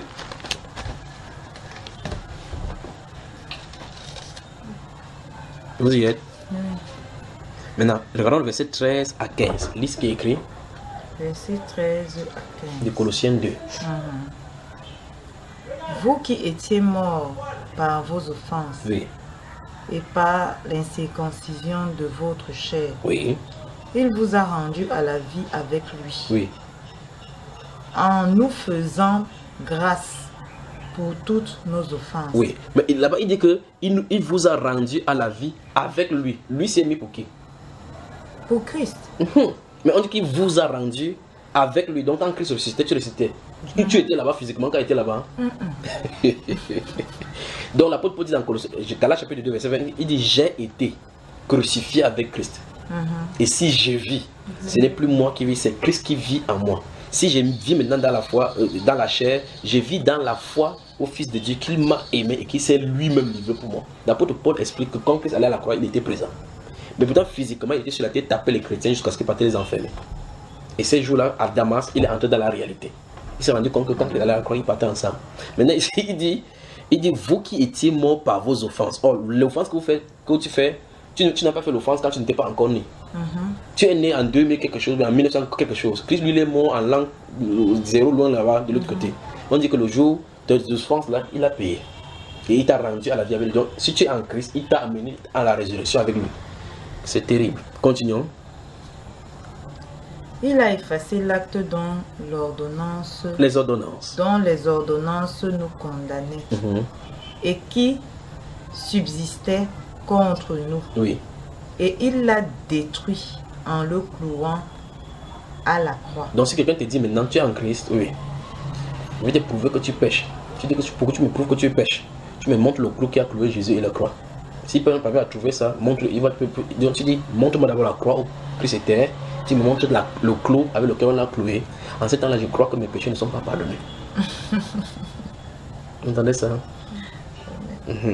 Il dit qu'il l'a détruit en le clouant où? Donc quand il a fini ça, il a jeté la croix. Il n'y a plus la croix là, d'accord? Donc comme il n'y a plus la croix, il n'y a plus tes péchés. Continuons. Il a dépouillé les dominations et les autorités. C'est que les dominations et les autorités, ce sont les catégories des démons. Oui. Voilà. Parce que la Bible dit que nous n'avons pas lutté contre la chair, contre le sang, mais contre les esprits méchants. Les dominations, les autorités, les principautés dans le Dieu céleste. Oui. Il les a livrés publiquement en spectacle, en triomphant d'elles par là. Oh, la Bible déclare que Christ les a dépouillés. Donc quand il est allé à la croix, il a dépouillé. Mais la réalité, c'est aujourd'hui, nous chassons les démons. Or, quand Christ a fait cela, en quittant le monde, il dit que je m'en vais, le prince de ce monde, c'est arrivé. Il n'a rien de lui à moi. Mais la Bible nous explique ici qu'il l'a dépouillé. Dépouiller, ça veut dire quoi? Si on vous c'est votre sac, vous rentrez aujourd'hui, on vous arrête, on vous dépouille. Tu peux dire que les bandits m'ont dépouillé, ça c'est pour ça qu'ils ont fait quoi? Ils ont pris. Ils ont pris. Donc, la Bible déclare que Christ a dépouillé les dominations. Donc, il les a dépouillés. De les arts. Il peut agir à leur guise. Maintenant, toute domination. Le chapitre 1, regardons bien. Chapitre 1, verset 10 dit quelque chose ici. Chapitre 1. Oui. Oui. Excuse-moi de te couper. Donc, ça veut, si je comprends bien, ça veut dire que quand quand un enfant de Dieu Oui. est possédé, non? Oui. En réalité, il est déjà même délivré. Oui. Mais seulement qu'il ne connaît pas. C'est la vérité. Cette vérité n'est pas seulement unique pour la possession. Pour toutes les dons, les choses spirituelles que tu puisses avoir. Revenant à la question que je t'ai posée tout à l'heure. Donc ça veut dire que en fait c'est comme, pour être certaine que j'ai bien compris, oui. C'est comme tu es dans une cuisine. Tu es dans la cuisine, le frigo est là. Et dans le frigo, il y a l'eau, il y a les poissons, il y a tout ce que tu veux. Non? Oui. Mais toi, tu es là, tu es debout. Tu dis que tu as soif. J'ai soif, j'ai soif, j'ai Et soif. alors qu'il n'y a que ça à boire. Alors que Il suffit de faire ton le choix. frigo est là. Il te suffit d'ouvrir la porte du frigo, tu te sers. Voilà. Mais toi, tu passes le temps à dire que j'ai soif. J'ai soif. Mais la soeur, c'est forte, hein, chérie. Très forte. Donc, en fait, tout est à notre portée, mais seulement qu'on arrive, c'est comme un voile, en fait, qui nous empêche Exact. de voir que Christ a tout accompli. Lorsqu'on est maintenant, fils, à cet instant, tu peux avoir accès maintenant à ton administration, à tes biens. Quand vous demeurez enfant, comme dit la Bible, tu ne diffères en rien de l'esclave. c'est nous-mêmes, en fait, notre propre blocage. C'est-à-dire qu'il faut méditer la parole pour grandir dans la connaissance de Christ. Amen. Parce que si vous grandissez dans la connaissance de Christ, vous commencez à vous voir comme il vous voit. Et maintenant, il commence à vous regarder, il vous révèle les secrets de votre personne. Vous commencez à vous connaître vous-même, connaître vos faiblesses et savoir comment les soumettre à Christ, connaître les portes et les accès que le Satan utilise dans vos vies, et ainsi de suite, et les secrets du Père. Ça veut dire que la méditation nous conduit dans l'intimité de notre Créateur. La révélation de tes paroles est claire, dit la Bible. Oui, ma soeur, pose ta question. Pourquoi on va se dire? C'est pas une soeur alors, elle n'est pas encore en crise. Elle a posé la question. C'est bon, me tuer de Suite à la réponse donnée, je voulais savoir, par exemple, si en tant que chrétien, comme là, on nous a fait comprendre qu'il faudrait qu'on réalise. Donc, c'est-à-dire que ça a déjà été, le fardeau a déjà été ôté, mais on n'a pas encore eu à réaliser. Si donc on réalise en méditant la parole, comme ça a été dit là tout à l'heure, que faire donc de ces esprits qui nous ténèbrent, voilà. Par exemple, si nous sommes possédés, parce que quand on entre en contact avec la parole, ces esprits ne quittent pas automatiquement. C'est-à-dire, si on se rend compte qu'on est possédé. Oui. Voilà pourquoi il y a la branche de cela dans l'église. Dans le livre de Jacques, chapitre 5, verset 14 et à 17, la Bible déclare que quelqu'un parmi vous est-il malade, qu'il appelle les anciens et que les anciens prient en leur nom au nom du Seigneur. La prière de la foi sauvera le malade. Et s'il a commis quelques péchés, il lui sera pardonné. Déjà compris. Chapitre 5, verset 14 à 17. Puis on donne l'exemple d'Élie, qu'il était un homme juste, il était le même nature comme nous. Jacques chapitre 5, verset 14 à 17. Donc, ça veut dire quoi? Quand la Bible dit, quelqu'un parmi vous est-il malade, qu'il appelle les anciens, que les anciens prient, ça veut dire que, quelle que soit la maladie qui se trouve à milieu chrétien, Dieu a disposé la solution. C'est ce qu'il a mis. Dans le livre de... non, ça va, tous, hein, dans le livre de l'eau là. Ouais. Dans le livre de... Dans le livre mon cher, on va continuer, d'accord, c'est la parole ici, ça c'est... Dans le livre de 1 Corinthiens chapitre 12, où la Bible déclare, il dit que... Non, reste là. La Bible dit, ceci est plus important que quoi que ce soit, d'accord? C'est... Quand la peut prêcher un jour, quelqu'un peut te tomber les mots. Toi, tu touches seulement, donc il n'y a pas de problème. D'accord, ma chère? Voilà. Flash bien, non? Flash bien. Flash bien. 1 Corinthiens 12 donc dit que c'est un seul esprit qui dispatche ceci. Pourquoi il le fait? Pour l'utilité du corps. Ça veut donc dire que le robinet, vous ne verrez jamais le robinet en train de boire l'eau. On ne peut pas aller au robinet boire l'eau. Lui, il distribue aux autres. Quand quelqu'un a un don de guérison, parce qu'il y a plusieurs styles de don de guérison. Quelqu'un a un don de guérison, ce n'est pas pour lui. Tu peux avoir le don de guérison, tu peux écouter un mot de tête, ça ne sort pas. Tu as besoin de quelqu'un d'autre. Tu vois cela? Parce que la main, ne peut pas soindre elle-même. Il faut que celle-ci lui assiste. Quand l'œil est là, quelque chose entre dans son nez, tu ne fais pas comme ça. Il faut que la main vienne pour l'assister. Pourtant, il est du même corps. Voilà, donc ça veut dire que quand le Saint-Esprit accorde ces choses-là, c'est pour les autres. J'ai besoin de vous. Vous allez prendre les Écritures maintenant. Vous avez d'autres grâces du Seigneur que vous avez reçues, donc j'en ai aussi besoin et j'en profiterai. N'allez pas croire seulement le problème, ou vous comprenez que le service du Seigneur consiste seulement à prendre la Bible pour prêcher. Ce n'est pas donné à tout le monde. On a interdit dans le livre de Jacques chapitre 3 que plusieurs personnes ne mettent pas à enseigner. Donc l'enseignement est interdit au grand nombre de personnes. La preuve, voilà l'enseignement, tu vois là où ça tombe les gens dehors. Et là, on dit donc aux enseignants que vous savez comment sera jugé plus sévèrement. Et à Timothée dit que veille sur toi-même et sur ton enseignement. Car en le faisant, tu te sauveras toi-même et tu sauveras ceux qui t'écoutent. Ça veut dire le Saint-Esprit accorde le don de guérison, le don pour opérer des divers miracles, des prodiges, c'est parce qu'il en aura le besoin. S'il y a des gens possédés, ça se pose que le Saint-Esprit sera toujours disposé pour leur accorder la grâce de les chasser. S'il y a des maladies, ça se pose que le Saint-Esprit sera toujours au milieu de l'église pour pouvoir les guérir. Si quelqu'un vient vous dire un jour que le temps des miracles est passé, il faut lui dire que dans ces cas, la guérison est terminée, personne n'est plus malade. Pas vrai? Voilà. Parce que Jésus a dit dans Marc chapitre 16, verset 17 à 18, voici les miracles qui accompagneront ceux qui auront cru. En mon nom, ils chasseront les démons. Amen. Question. Mais je demande que, frère Junior, Oui. Moi, quand vous allez finir vos questions, moi je vais commencer à vous poser des questions. Moi personnellement, la nuit d'hier à aujourd'hui, j'ai fait un rêve. Oui. J'ai fait un rêve bizarre. J'étais comme si j'étais au niveau, c'est comme le pont, je rentrais de quelque part. Le pont du Vouri. Oui, je rentrais comme si j'étais dans une voiture. Et je parlais avec quelqu'un, je disais que ouais, qu'est-ce que j'ai même fait comme ça? Oui. Qu'est-ce que j'ai même osé faire à mon mari? Comme si j'avais vu quelqu'un que je connaissais avant. Ou c'est comme si c'était un ancien show. Oui. Et je disais que oui, j'ai même couché même avec la personne là. Par quelle magie? Ça s'est passé comment? Et j'étais dépassée, je dis ouais. Après, je me retrouve comme à l'allée de ma maison, là où on habite, là, mon mari et moi. Et comme c'est en travaux, je marchais. Et dans mes bras, je tenais une petite fille, un bébé, qui avait un slip blanc, avec un petit haut blanc aussi. Mais son ventre était un peu comme dehors, donc comme je portais le bébé là, ça soulevait un peu son habit.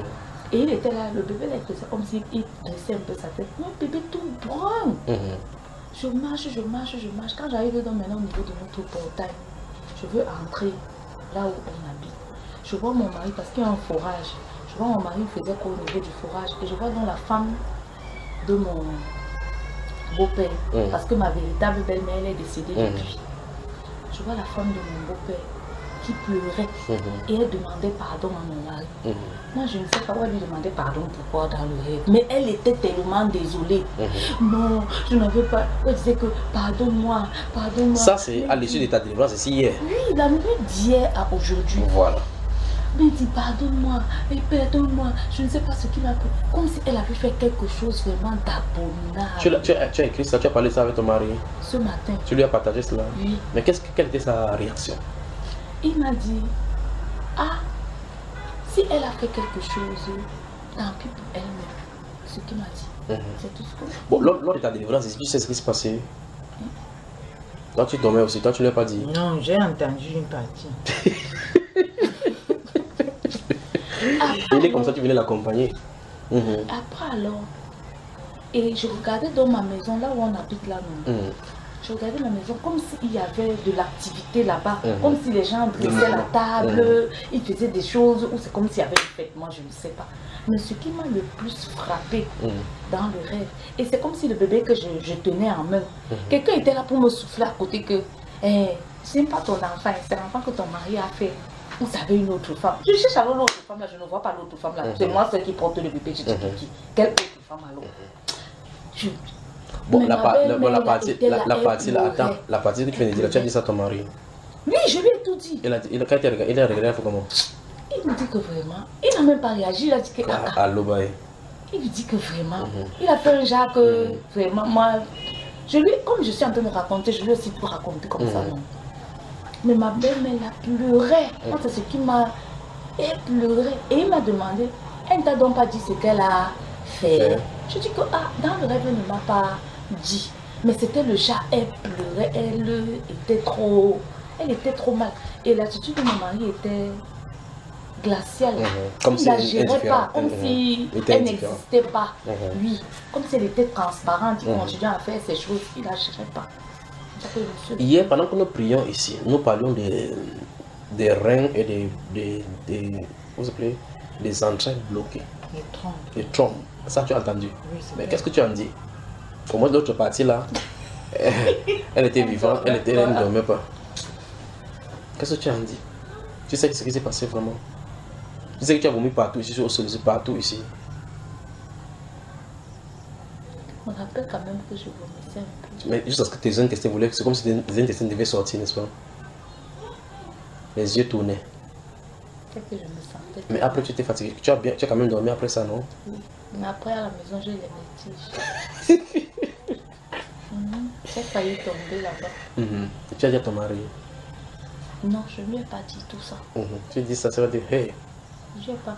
Ah, je ne lui ai pas dit tout, je ne lui ai pas raconté tout ça. Mais je lui ai dit que, en fait, que j'avais un rendez-vous avec un frère. Puisque on part à l'église ensemble tous les dimanches et tout. Donc, je lui ai dit que, voilà, je priais avec la soeur comme ça, comme ça, comme ça. Et maintenant, je lui ai dit. Et je lui ai dit que j'ai séance de prière et délivrance avec un frère. Oui, mais quand tu es rentré, tu t'as posé la question comment ça t'est passé? Il n'a pas demandé. Ouais, il ne bavarde pas. Courage, d'accord. Donc, ton songe, écris ce songe-là et puis tu mets la date. Tu attends les bénédictions alors.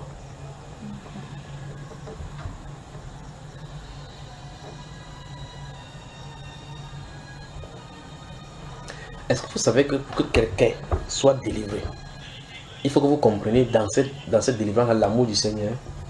Oui. Parce que marcher avec des êtres à l'intérieur de toi, c'est terrible. Ça veut dire que tout ce que tu fais est épié. Tout ce que tu as fait, tu fais avec la personne, tu vas cacher l'argent, tu ne connais pas. Cet esprit qui a toi peut donner au renseignement à un bandit de venir prendre l'argent. Tu es sûr que le bandit fait comment pour savoir? Comment elle fait pour connaître mon projet?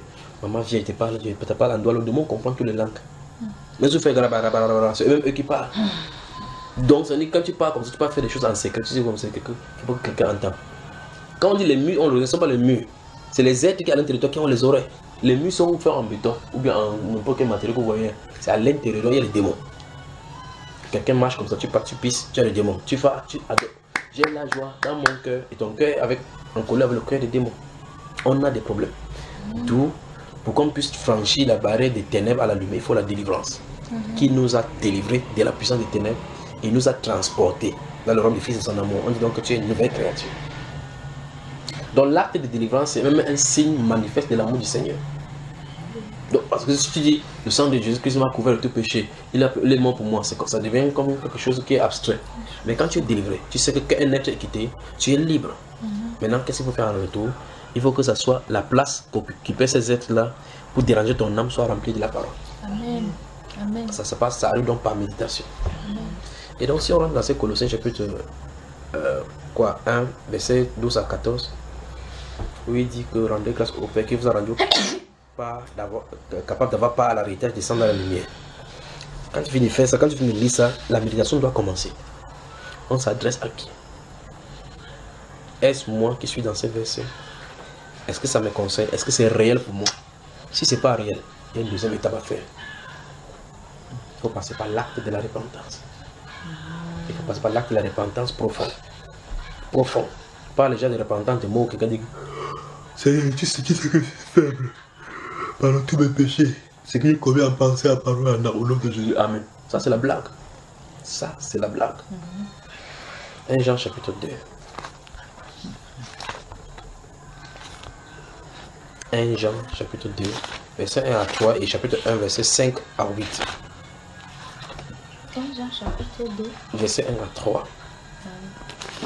Et 1 Jean chapitre 1, verset 5 à 8. Lisons donc.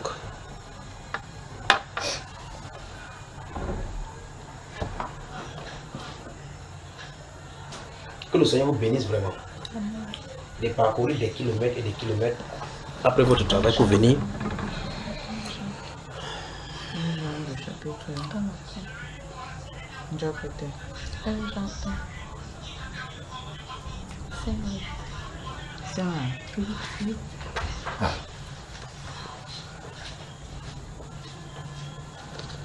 Page 1242. 1242. Donc ce n'est pas la Bible. Si. Tu l'as pas apporté. Parce que j'utilise souvent mon téléphone. Ok. Il met plein de... Là, il faut souvent utiliser la Bible écrite comme ça parce que tu peux nous prendre des notes là-bas. Bien sûr, la Bible écrite, la Bible par téléphone, tu ne peux pas souligner et prendre des notes pour consulter chaque fois. 1242. 1200. 1 Jean Oui. 2. Chapitre 1 à 3. Mes petits enfants, je vous écris ces choses afin que vous ne péchiez point. Et si quelqu'un a péché, nous avons un avocat auprès du Père, Jésus-Christ le juste. Donc si on pêche, on a quoi? Un avocat auprès. Tu peux aller devant un avocat, tu le caches ce que tu as fait, il va te défendre comment? Tu ne peux pas cacher. Voilà. Donc chapitre 1 donc non. Chapitre 1 quelque part, voilà, verset 5, il est à partir du verset 5. 5. 5 à 8. La nouvelle que nous avons apprise de lui et que nous vous annonçons, c'est que Dieu est lumière et qu'il n'y a point en lui de ténèbres. Si nous disons que nous sommes en communion avec lui et que nous marchions dans les ténèbres, nous mentons et nous ne pratiquons pas la vérité. Oui.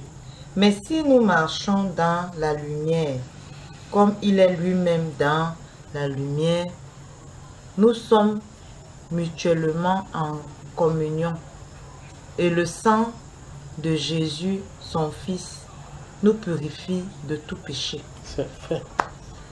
Si nous disons que nous n'avons pas de péché, nous nous séduisons nous-mêmes. Et la vérité n'est point en nous. Et au verset 9, il conclut. Si nous confessons nos péchés, il est fidèle et juste pour nous les pardonner et pour nous purifier de toute iniquité. Donc, pour que la purification soit faite et que tu sois indemne et irréprochable devant le Seigneur, il faut une confession. Donc, beaucoup de personnes ont des problèmes tout simplement parce que il y a des autres personnes, vous voyez quelqu'un qui comme ça, il porte la robe comme ça là, alors qu'elle a avorté au moins 5 enfants. Et bien on dit, Seigneur, tu me connais, je suis ta servante. Servante d'avortement. Dieu c'est un Dieu d'avortement. Que non. Il faut dire la vérité. Seigneur, j'ai péché. Je ne mérite même pas ta grâce. Mais c'est auprès de toi la miséricorde. Auprès de toi la grâce. Tu restes devant le Seigneur jusqu'à ce que ton cœur, il parle à ton cœur qui t'a pardonné. La repentance ne consiste pas en récitation des formules, ni de balancer les différents péchés qu'on a fait des lèvres, mais la confession et la reconnaissance de ses fautes venant d'un cœur sincère. Malgré qu'il n'y ait pas la lumière, nous sommes bénis, n'est-ce pas? Souvenez-vous que l'apôtre Paul ne parlait pas, au moins ma lampe là dépasse pas même ces lampes, c'est choses qui mettaient avec l'huile là. C'est si brille plus, n'est-ce pas ma soeur?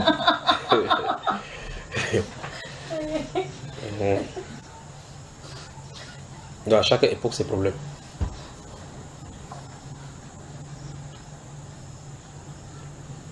Je suis à votre service. Posez toutes vos questions. En rentrant hier à la voiture, vous avez médité sur tout ce que nous avons vu ici. Au-delà de la délivrance, laissez la délivrance tranquille parce que ça c'est le spectacle, le côté spectaculaire de la parole. La parole que nous avons vue ici en prélude à aujourd'hui. Comment vous avez médité en rentrant? Toutes les paroles que tu nous as données. Il ne me souviens même pas de quoi on a parlé, mais il sait comment on a parlé. Mais je n'ai pas... Non, il ne demande pas si vous avez lu. Hein. Il dit que vous y avez médité, vous avez réfléchi là-dessus profondément. Moi j'ai réfléchi, j'ai médité sur Proverbe 3. Proverbe 3, oui. Donc la protection, ce n'est pas l'eau minérale qu'on verse à la maison, on parle passer précisément, on verse partout, n'est-ce pas? Une huile d'onction qu'on met partout. Ou bien la terre qu'on parle, on vient parler sur ça pour jeter dans la cour. Bien avant. La parole. La parole. Regardez bien, je vais vous montrer quelque chose. Oui, ma soeur. C'est le cahier de questions là-bas. Non, c'est le cahier de méditation. Okay. Parce que c'était déjà avec 200 pages. Non, je voulais... J'ai médité sur ce passage, mais je ne sais pas si j'ai médité comme il faut. Sur 1 Corinthiens 13, 1 à 9, sur l'amour, la charité. Ne dis rien, je vais encore redéfinir la méditation autrement, et puis je vais te rebalancer ça, d'accord? Avançons, je vais citer 2 passages ici, pour que vous voyez ce que je t'en ai dit. Ouvrez Éphésiens chapitre 6 et Jacques. Le livre d'Éphésiens.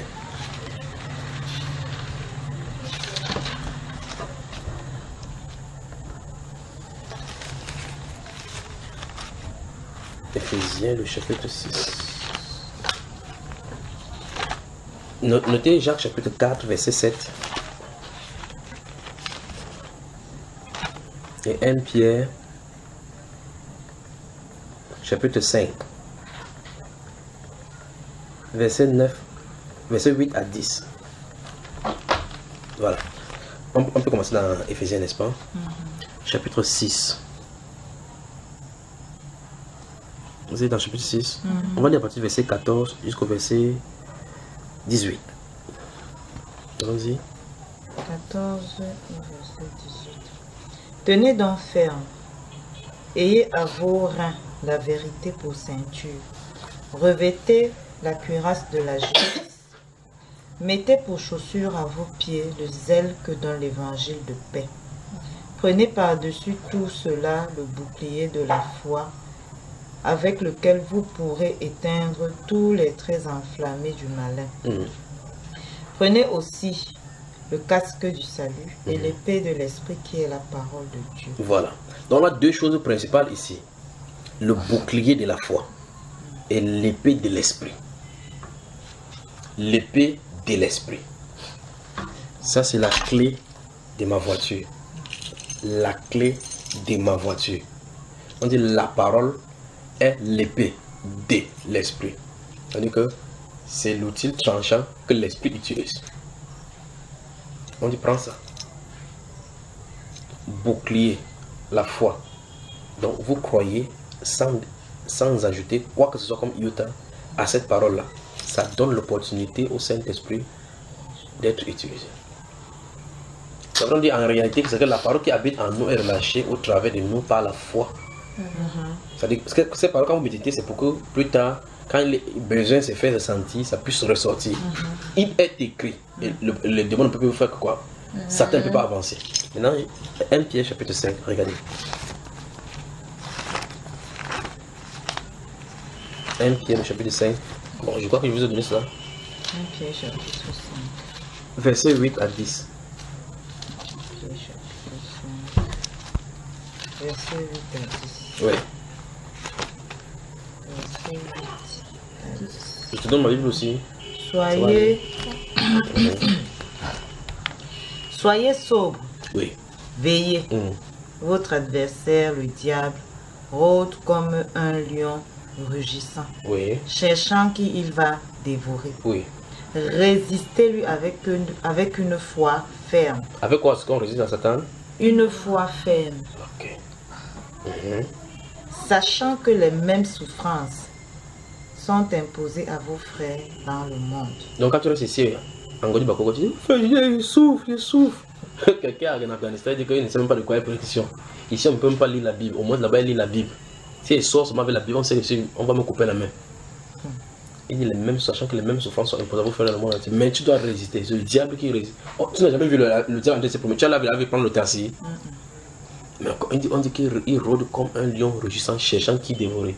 Quand le lion rugit, il marche, il regarde. Vous voyez dans les télévisions, quand il y a les animaux, il n'attaque pas les animaux. Il étudie d'abord. Le lion observe.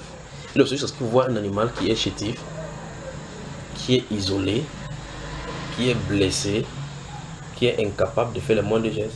Il fonce vers celui-là. Donc un chrétien isolé est un chrétien combattu par le diable et la proie de Lucifer. C'est pour ça que c'est là le moment de tentation et le moment des jeunes qui vient le plus. Le moment de la faiblesse. Ton mari te fait quelque chose, tu restes comme ça. À cet instant-là, tu vas penser des choses que tu n'as jamais pensé. Mais tu penses que c'est toi qui en as la pensée. Il m'énerve, c'est le goutte d'eau qui a fait déborder le vase. Il y a même un ami avocat qui me conseillait qu'il faut qu'on divorce. Parce que il faut qu'il fasse même quelque chose que ça va l'énerver. Oui, ça c'est pas toi qui en as le penser. Parce qu'en tant que... Nous parlons de l'amour tout à l'heure par rapport à la méditation, non? Touchons dans la méditation. Allons-y. 1 Corinthiens, non, chapitre 13. 1 Corinthiens, chapitre 13. Donc, ouais, effectivement, on a deux choses, le bouclier de la foi et l'épée de l'esprit. On dit qui est la parole de Dieu. Donc, la parole de Dieu, c'est l'outil appelé le couteau. Quand il parle de couteau, pour vous saisir, c'est l'épée que le Saint-Esprit utilise. Maintenant, quelqu'un ne médite pas la parole. Tu entends quelqu'un, d'autres ont porté les gommettes, ils ont écrit ça, I am covered by the blood of Jesus. C'est pas la gommette, c'est la sorcellerie. La parole doit habiter en nous. Dans Colossiens 1, verset, il dit Christ en vous, l'espérance de la gloire. Christ désire habiter en nous. Il ne veut pas habiter sur les objets. Vous voyez d'autres personnes, on la voiture, ils ont mis là-bas.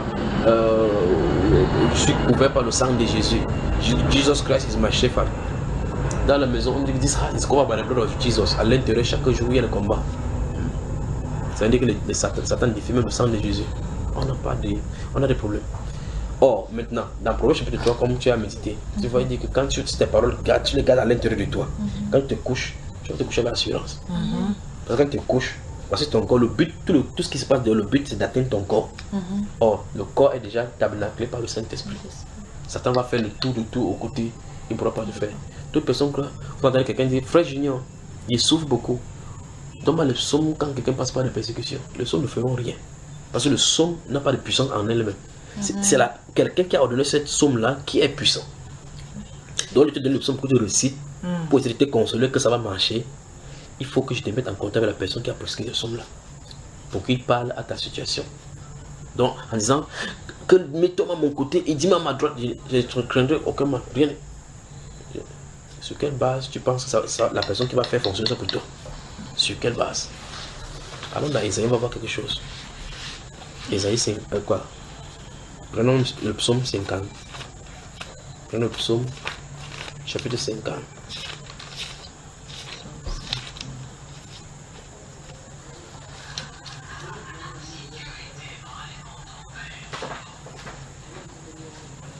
Verset 16 à 22. Oui, 23. Verset 16 à 22 du psaume 50. 16 à 23. Lisons cela, vous voyez ce que le Seigneur dit. Et Dieu dit aux méchants. Et Dieu dit aux méchants. Quoi donc? Tu énumères mes lois. Tu as mon nom. Tu as mon alliance à la bouche. Oui. Toi qui hais les avis. Tu entends? Continue. La Bible, c'est à tout. Oui. Et qui jette mes paroles derrière toi. Si tu vois un voleur, tu te plais avec lui. Remarque bien que la Bible n'a pas dit tu deviens voleur. Et tu te plais avec lui. Souvenez-vous du chapitre 1 du psaume. Heureux celui qui ne s'assoit pas en compagnie de mon cœur, qui ne marche pas sur la voie de pécheur, mais qui trouve son plaisir dans la loi de l'éternel qu'il a dit jour et nuit. Non, s'il vole, c'est ton problème. Moi, il reste à côté. Vous voyez ça? Et quand tu vois un bandit, tu te plais avec lui. Continuons. Donc tu as un ami qui est une prostituée. Et toi tu es une femme mariée, tu t'assois, tu bavardes. Vous bavardez quoi? Les mauvaises compagnies corrompent les bonnes mœurs. Continuons. Et ta part est avec les adultères. Tu as entendu? Tu livres ta bouche au mal. Et ta langue est un tissu de tromperie. Mais le problème c'est que cette personne-ci, Dieu l'appelle méchant. Pas qu'il ne connaissait pas la parole, il connaissait la parole. Il connaît l'alliance de Dieu. Il a mis sa parole dans sa bouche. Déjà des personnes qui parlent la Bible comme je parle là. Mais leur style de vie ne suit pas. Dieu l'appelle méchant. Recommençons encore verset 16. Et Dieu dit. Et Dieu dit aux méchants. Quoi donc? Tu énumères mes lois. Donc il connaît la Bible. Et tu as mon alliance à la bouche. Tu entends? Donc il connaît les différentes alliances que Dieu s'est dit. Oh Seigneur! Tu es le Dieu d'Abraham, le Dieu d'Isaac et le Dieu de Jéhovah Jireh, Jéhovah Shekinah, Jéhovah Sabaoth. Continuons seulement. Toi qui es les avis. Tu entends ça? Et cette personne c'est les avis. Va le faire le repos que ainsi parle le Seigneur. La parole dit ceci. Ça commence la guerre entre toi. Continuons ma soeur. Qui jette mes paroles derrière toi. Tu entends? Pourtant il connaît, il les énumère, il cite les paroles. Il dérange. Dieu va comprendre. Continuons. Si tu vois un voleur, tu te plais avec lui. Et ta part est avec les adultères. Tu livres ta bouche au mal. Oui. Et ta langue est un tissu de tromperie. Oui. Tu t'assieds. Oui. Et tu parles contre ton frère. Tu diffames le fils de ta mère. Oui. Voilà ce que tu fais. Oui. Et je me suis tué. Oui. Donc quand tu fais ça, Dieu est en haut, il reste tranquille. Continuons. Tu as cru? T'es imaginé que je te ressemblais. Donc le Seigneur est mon bouclier. Dieu est ma force. Je suis enfant de Dieu. Ma vie est cachée avec Christ en Dieu. Et tu vois que j'ai la même image que toi. Continuons. Mais je vais te reprendre. Oui. Et tout mettre sous tes yeux. C'est-à-dire que Dieu va dévoiler les secrets cachés du cœur, tout ce qu'on cache comme péché. Prenez-y donc garde. Oui. Vous qui oubliez Dieu. Amen. Ayombaï, comment ma soeur? Vous aimez les psaumes, non?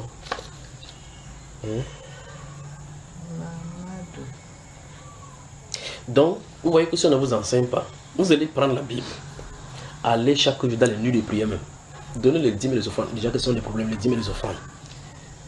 Dormir comme ça, les offrandes là parlent contre toi. Voilà. Donc, ce qu'il faut faire, c'est connaître Dieu et chercher à le connaître.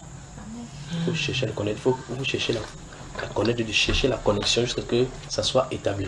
Quand vous avez un problème de réseau, vous marchez à la maison, c'est ce que vous allez, même si c'est au balcon, vous cherchez à ce que la connexion. Si maintenant, sous l'arbre. Oui, vous êtes sur l'arbre.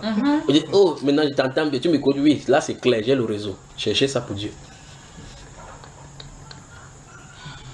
Non, c'est Dieu, c'est Dieu. Mais si on te dit que je disais que ton CV, que tu as, ça fait que tu vas dire pardon, ne raccrochez pas, je vous écoute, même quand je n'écoute pas. Parce que la connexion n'est pas bonne. Et là, parce que et ici, c'est le Seigneur.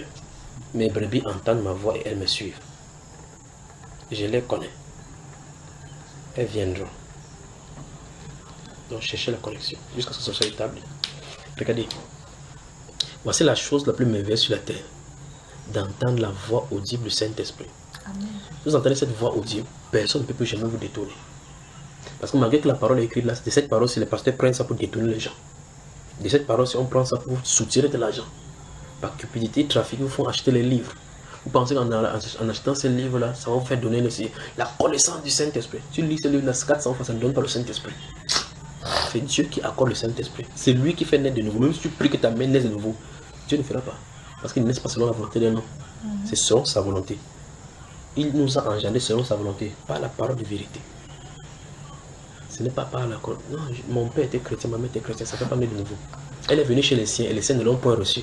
Mais à tous ceux qui l'ont reçu, à ceux qui croient en son nom, elle a donné le pouvoir de devenir enfants de Dieu, lesquels sont nés non de la volonté d'un homme, non du sang. Donc ça veut dire que la relation filiale ne fait pas que tu naisses de nouveau, ni de la volonté de l'homme, mais de Dieu. Donc quand Dieu au ciel décide sur la terre que telle personne naisse de nouveau. Donc si je veux tu pleures, tu ne peux commencer. Si tu n'es pas dans la course, dans sa liste, oublie l'affaire là. C'est ça, donc c'est des questions dans la Bible. Et donc, ce qu'il faut chercher, c'est chercher cette voie-là. Quand le Seigneur dit, voici ma fille, et qu'il te parle, à cet instant-là, tout autour de toi, il ne doit plus rien te dire que de faire la volonté de Dieu. C'est pour cela qu'il faut chercher sa face. Il faut chercher la face de Dieu. Si on ne cherche pas la face de Dieu, on va être ballotté à tout vent. À tout vent. On va prendre cette Bible-ci, tordre, de faire dire n'importe quoi. Pourtant, c'est parce que ça dit. Or, maintenant, si vous avez sa voix qui vous parle, vous pouvez savoir ici, savoir si moi qui suis devant vous, je suis un menteur. Même si je suis en train de me décacher, d'essayer de me voiler en disant, il a dit, ils viendront à vous avec le vêtement de l'agneau, alors qu'à l'intérieur, ce sont des loups ravisseurs. Comment savoir que celui qui est devant vous donc, est voilé par... C'est un loup qui est voilé en agneau. Vous voyez qu'on a des problèmes, n'est-ce pas? Alors on va voir n'importe qui. Quelqu'un a une grosse Bible avec un col blanc comme ça. Il a une grosse Bible. On dit, voilà un pasteur. De façon qu'il est front, c'est le serviteur de Dieu. Oui, c'est le verset. C'est ça. On vient de lire là-bas que le méchant énumère sa loi. Il a sa langue dans la bouche, mais il hait les avis. N'est-ce pas, mon cher? D'où vient-il qu'un pasteur qui a des dénominations qui. On a ça, c'est ce qui s'est passé à la radio, et on a entendu partout là que c'est un pasteur a couché avec les femmes des gens jusqu'à ce qu'il a eu à donner des enfants là. C'est parce qu'il y a eu le problème des grossesses. Les grossesses ne sont pas en un jour, comme un champignon. Ça se pose que c'est une pratique. Mais quand il faisait ça, il prêchait. Mais si tu viens parler que ainsi par le Seigneur, ça, c'est pas bon. On va dire que non, tu es qui peut juger le serviteur, l'homme de Dieu. Mais la Bible déclare que c'est Jésus qui choisit, qui envoie, et il porte des fruits. Ceux qui l'envoient. Jésus n'est pas le Dieu qui va faire l'erreur en choisissant quelqu'un. Il n'est pas comme nous qui disent, ah non, je t'ai choisi, mais il m'a déçu. La première fois que le Christ fait quelque chose, c'est parfait et c'est définitif.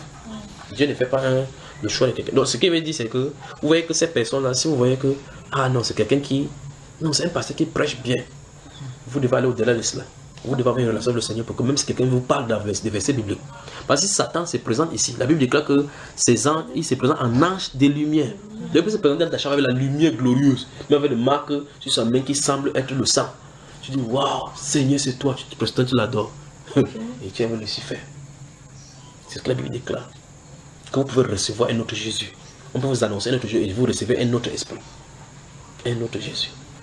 Et il dit que ces hommes-là, ce sont des faux apôtres, des ouvriers trompeurs, déguisés en apôtres de Christ. Et ce n'est pas étonnant parce que Satan lui-même se déguise en ange de lumière. Il n'est pas donc étonnant que ces ministres se déguisent en ministres de justice. Donc Satan, les apôtres de Satan ne viendront jamais prêcher que Satan est Seigneur, jamais. Ils viendront dire Jésus-Christ est Seigneur. Mais ils sont en mission. Donc je crois que l'enseignement que je vous ai donné là-bas, connaître ton pasteur, écoutez ça, quand vous rentrez à la maison, écoutez d'abord ça et puis dormez.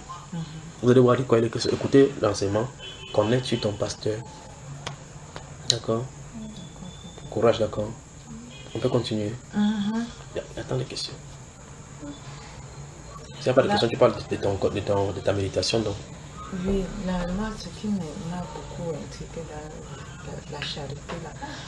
Là, on n'entend pas ici. Dans la charité, donc dans le 1 Corinthiens chapitre 13, verset 4 à 7. Oui. Ça supporte tout. Oui, ça ne supporte point de mal. On parle là. Oui. Moi, ce que j'ai compris, je vais être sûr que j'ai bien compris. Oui. C'est l'amour, ça ce n'est même plus l'amour. Comment dire? C'est l'amour que Dieu peut mettre dans le cœur d'un être humain. Pour qu'il puisse aimer. Si tu regardes le verset 8, le verset 8 dit clairement que 3 choses vont demeurer. L'amour, la foi et l'espérance. Et tu vas remarquer très attentivement qu'en fait, parmi ces 3-là, l'homme ne fabrique pas quelque chose, ce n'est pas intrinsèque, ce n'est pas quelque chose de naturel à l'intérieur d'un être humain. Parce que la foi doit venir, l'espérance doit venir. Donc, dans ces cas, cet amour, vient. Parce que l'amour qui est éternel, c'est l'amour de Dieu. Jésus a dit, si vous savez seulement ce que les gens que vous connaissez, qu'est-ce que vous faites de nouveau? Les païens aussi font de même. Si vous aimez seulement ceux qui vous aiment, qu'est-ce que vous faites de nouveau? Puisque les païens aussi aiment ceux qui les aiment. Comment les païens font pour aimer ceux qui les aiment? Donc tu vois qu'il y a un style d'amour païen. Quand vous étiez dans le monde, vous dites que quand le petit ami te drague, il prend ta petite soeur. Qu'est-ce que tu lui disais? Quand il te dit je t'aime, tu lui dis quoi aussi? Quand je t'aime aussi. Qu'est-ce que toi tu lui disais? Je suis pas bon. Ok, mais donc,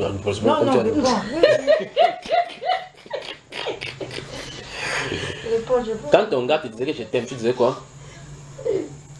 Je vais réfléchir. Tu réfléchis. Ok, toi tu l'aimais.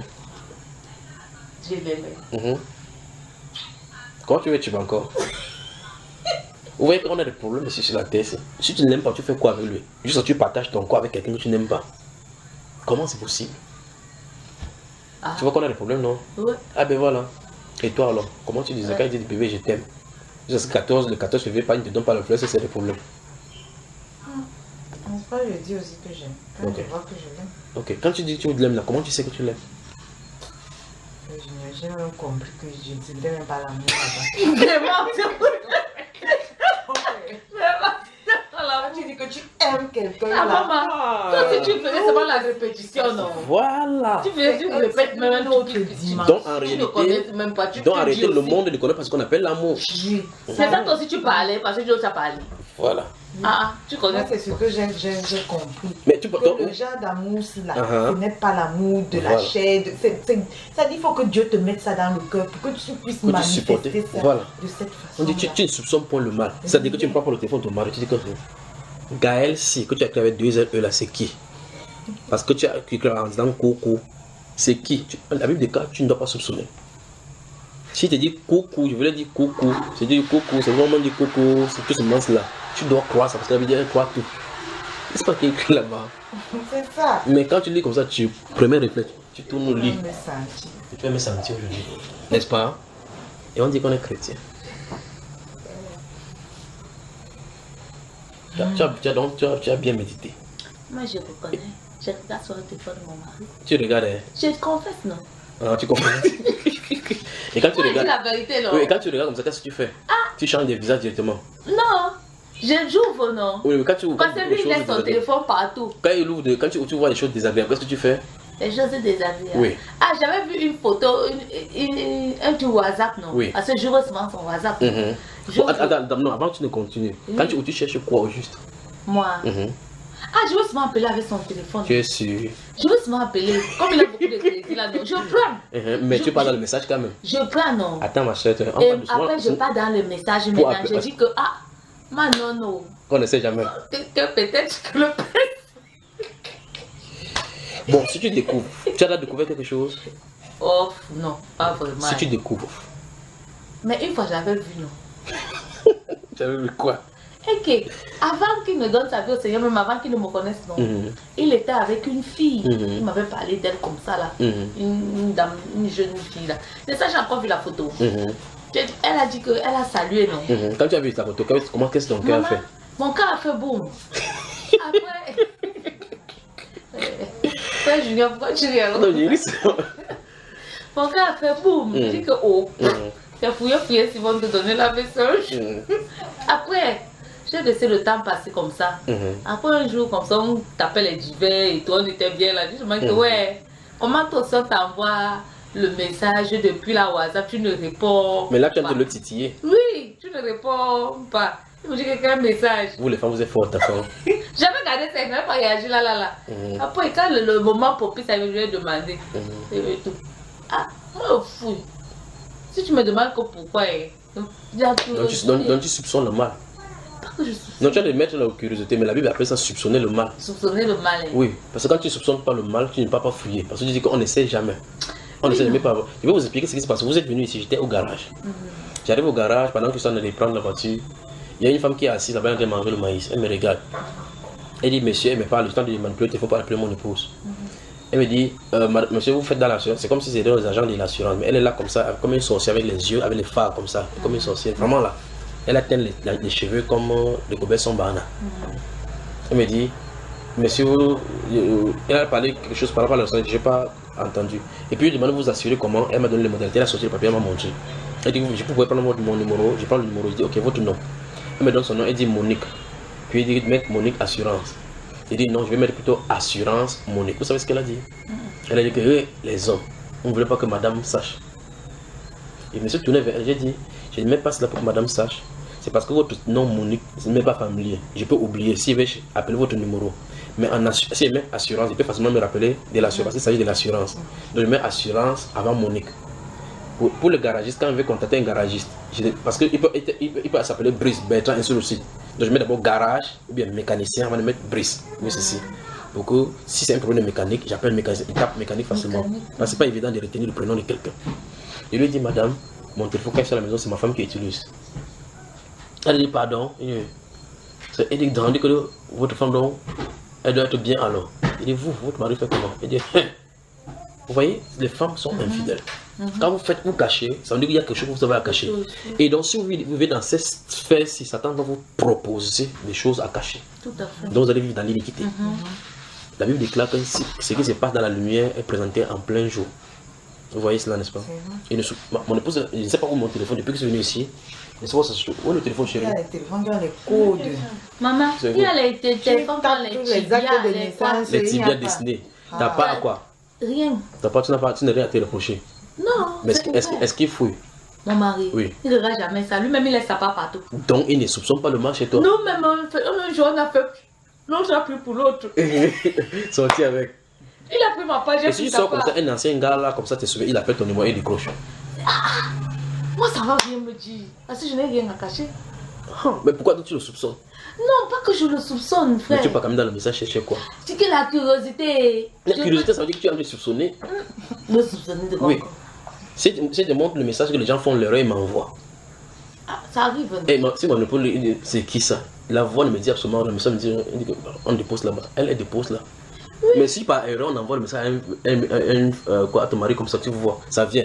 Bébé, tu m'as plaqué alors que je t'attendais depuis 19h. Même si tu dis n'importe quoi qu'il ne connaît pas ce numéro, qu'est-ce que tu vas faire? Je vais rire. Tu vas rire. Je te dis. Et que si par méga il est sorti à 19h, il est rentré très tard, ne sachant même pas que ce message est là. Il va rentrer, non? Oui. Je vais lui demander que par t'a laissé rentrer. Pourtant c'était une erreur. Je sais. Il ne sait même pas, alors qu'il ne sait même pas ce qu'il y a question. Non, l'autre là. Alors l'amour ne soupçonne pas le mal. On fait comment pour guérir de la curiosité? L'amour croit tout. Il faut seulement cesser d'être curieux. D'accord. On prier pour l'autre. Non, ne prie pas pour l'autre là. C'est un Prier principe. pour l'autre qui fait ça. Pour qui? Pour l'autre qui fait les Je vous messages. expliquer ce qu'une femme a fait. Une femme qui craint Dieu. Oui. Elle avait un mari infidèle. Quand un homme est infidèle, il y a une façon chrétienne de résoudre cela. C'est donc pour cela que tout ce que nous allons voir ici est important. Si tu n'as pas la connexion avec Dieu, comment iras-tu te plaindre à Dieu? Si tu n'entends pas ça, ce n'est pas sûr qu'il entend ta prière. Quand toi-même tu as des propres problèmes. S'il ne parvient pas à résoudre, comment tu es sûr que tu vas te plaindre par rapport à ton mari? Il va résoudre. Or, si tu as la voix de ton père, tu connais, tu vas te plaindre à Dieu, il va le traiter. Cette femme avait une intimité avec le Seigneur.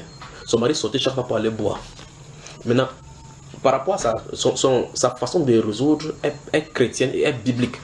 Et donc, cette façon de résoudre, donc maintenant, je vais d'abord parler de comment on résout aujourd'hui. Cette femme, si les gens pouvaient donner l'enseignement, c'est l'enseignement aux femmes d'aujourd'hui. Aujourd'hui, comme on a le voir dans ces cas, c'est que si ton mari sort et que tu passes par, tu vois ta voiture d'abord quelque part dans un truc que vous appelez là où on met le truc des ampoules rouges et bleues là, motard, les auberges. C'est que tu vas faire les 100 mètres là-bas partout, attacher le poing comme ça, prêt à bagarrer. N'est-ce pas ma chère? Pour faire. Donc tu rentres à la maison. Je rentre chez moi. Elle vient dire bébé, je t'aime. Moi aussi je t'aime. Je ne l'ai pas vu. Tu ne l'as pas vu. Et si tu pars, tu vois quelqu'un te dit que l'eau aussi. Si tu le vois. Si je le vois. Il sort les bras dessus, c'est Ouais, c'est ce qu'on te dit. Avec les bisous sur ça. Dis-nous. Frère, je vais rentrer. Et tu fais quoi? Chez moi. Je pleure d'abord.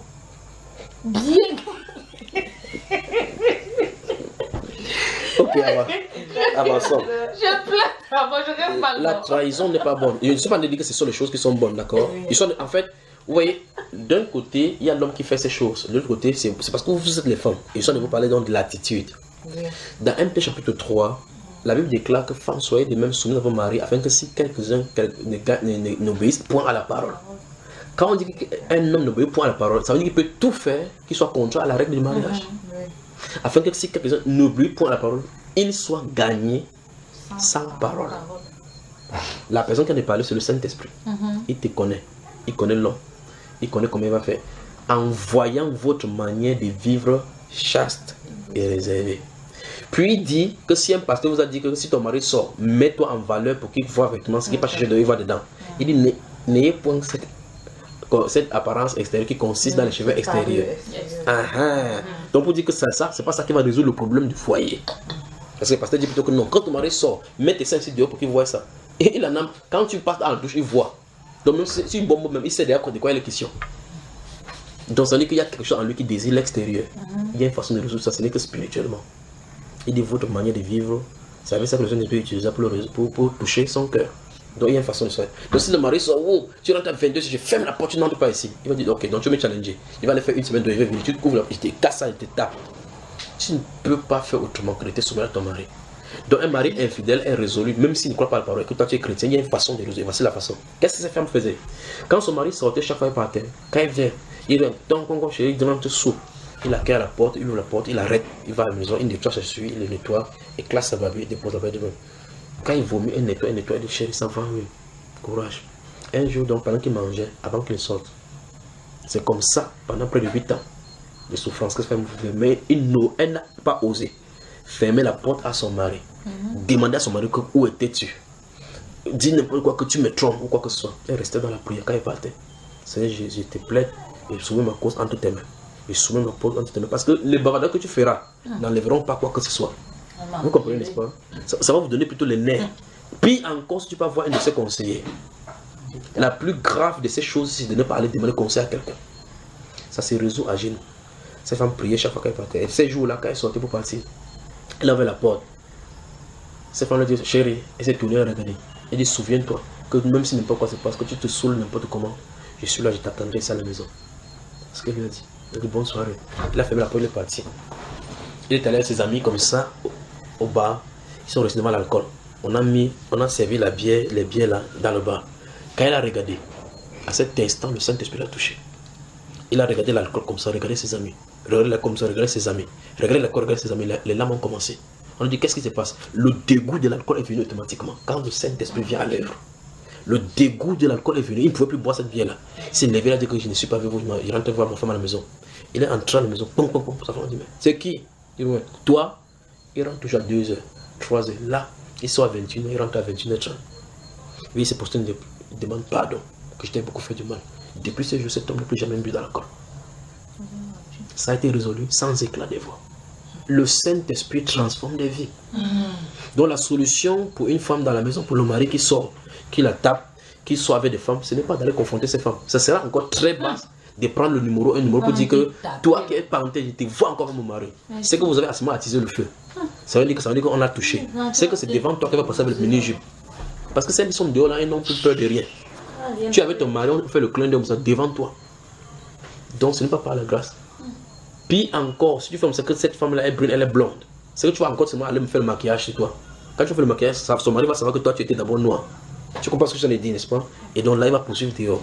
Mais le problème, c'est qu'il y a quelque chose en lui qui désire le dehors. Si le Saint-Esprit vient haute ces choses-là, il rentrera à l'intérieur. Afin qu'il soit gagné. Tu vois ça? Qu'il soit gagné. Qu'il soit gagné sans parole. En voyant votre manière de vivre chaste et réservée. L'autre femme était en passant devant une boîte, on avait dit, ton mari était à l'endroit, il boivait une fille au-dessus de ses pieds. Elle est venue, elle est passée là-bas, elle les a vus. Il dit bonsoir chérie, bonsoir, mais je t'attends à la maison.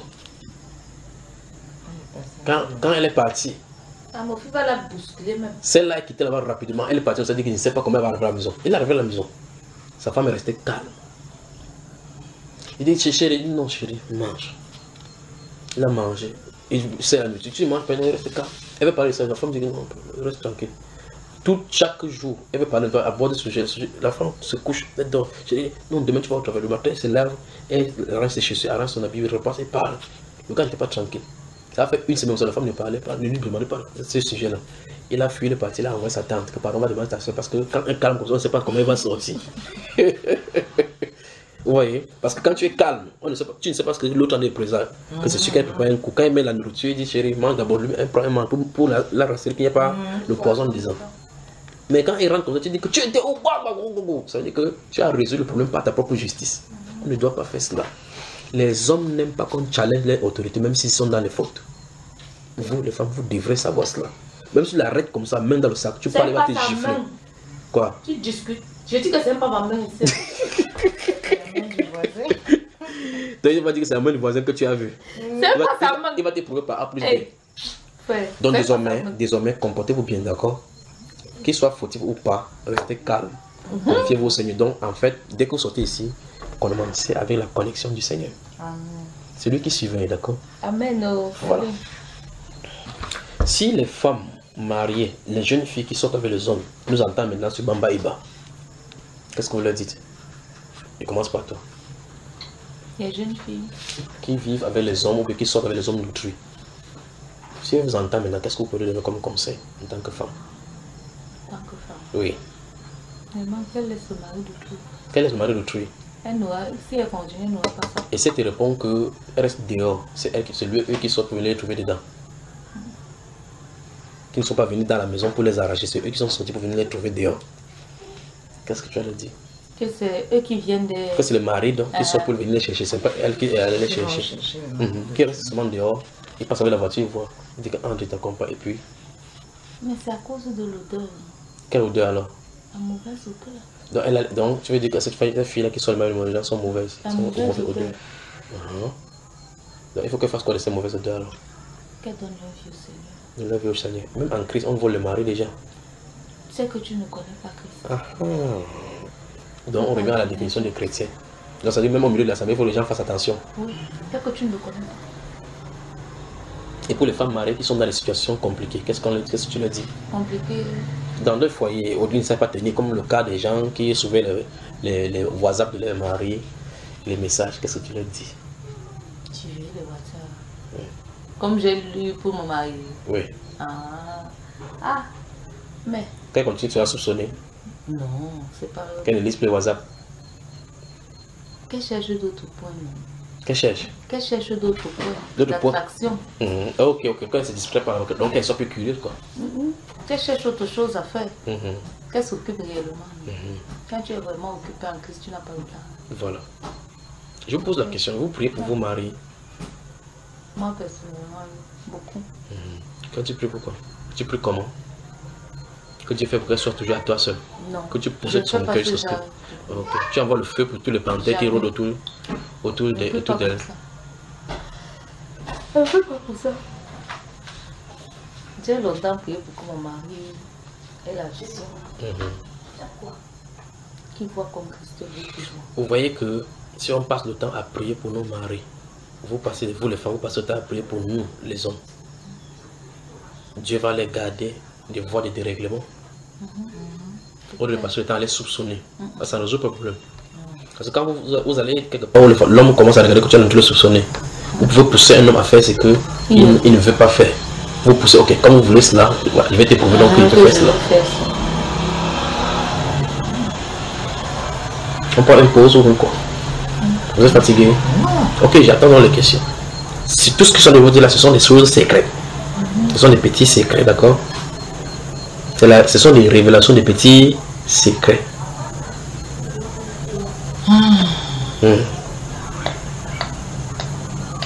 Continuons. Allons-y, j'attends les questions.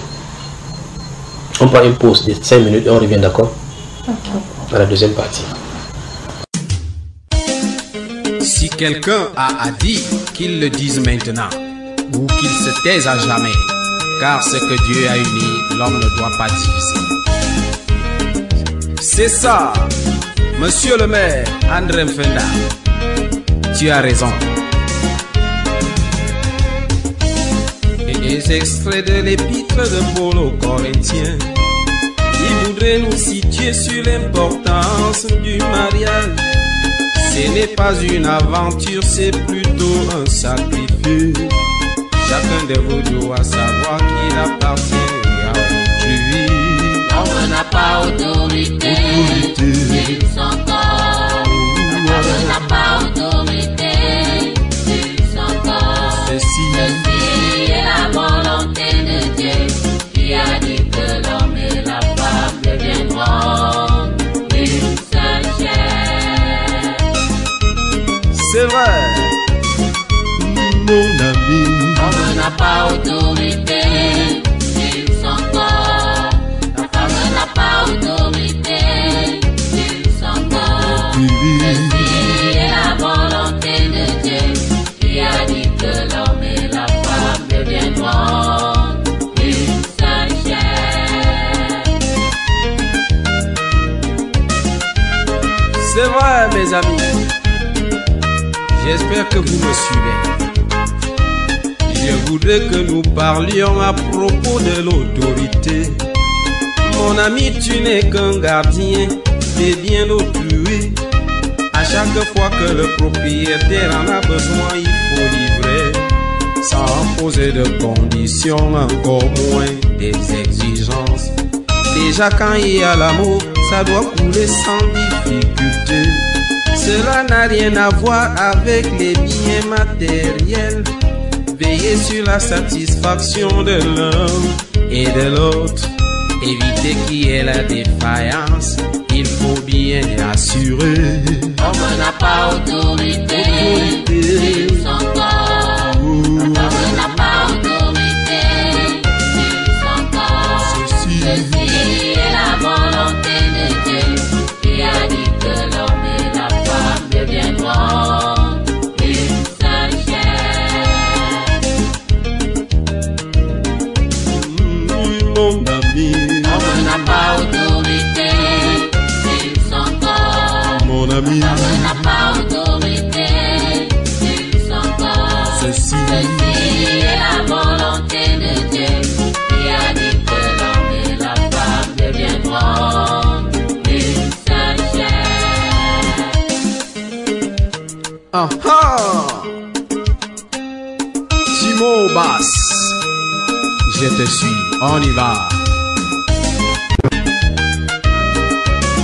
Ah oui, c'est ça. On va mollo, mollo, mollo comme des chrétiens. On respecte les mariés, la femme à l'honneur. Chacun de nous se souvient de ces bons moments, surtout nous les mariés. Tant pis pour les célibataires. C'est ça.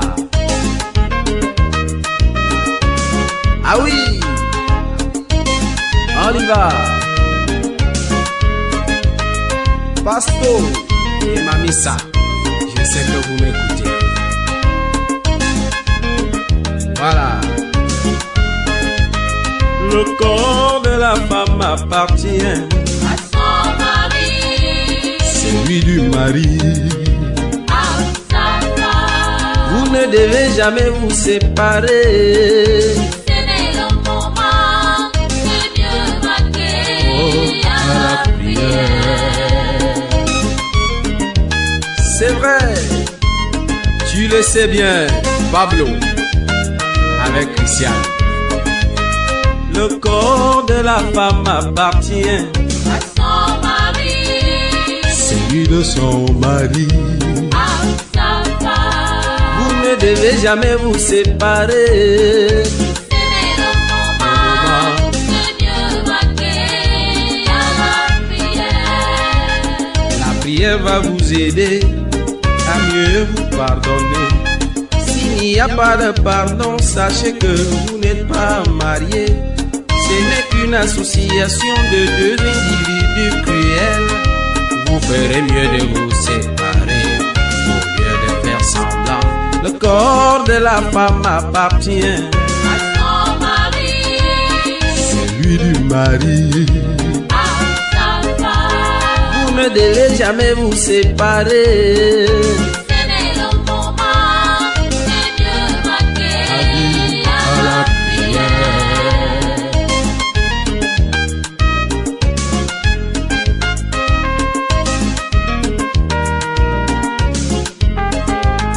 Mon ami, quand vous avez des problèmes, tu claques la porte. Tu vas trouver une Wolorosse dehors pour te venger. C'est un signe de faiblesse pour nous les hommes qui sommes dictateurs. Sache que tu as fait le détournement des biens d'autrui. Et toi, ma chérie, tu comptes toujours sur ton petit chantage. Un temps des petits problèmes, tu programmes le lit mort. Tu lui fais le tourne-dos assaisonné de l'emballage. C'est-à-dire tu mets 2 culottes, tu ajoutes le pantalon. Et au-dessus de tout ça, tu enfiles ton cabangondo. On appelle ça la confiscation et détention des biens d'autrui. C'est vrai, c'est très grave. Le corps de la femme appartient À son mari, celui du mari. à sa femme. Vous ne devez jamais vous séparer. Ce n'est le moment de mieux vaquer à la prière.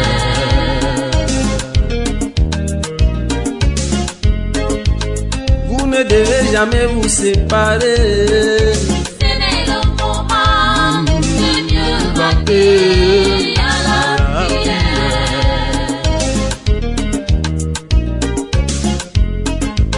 Vous ne devez jamais vous séparer à beauté. Ce n'est le moment de mieux vaquer à la prière. Jamais, jamais, t'es que l'homme vous sait. Ce n'est le moment de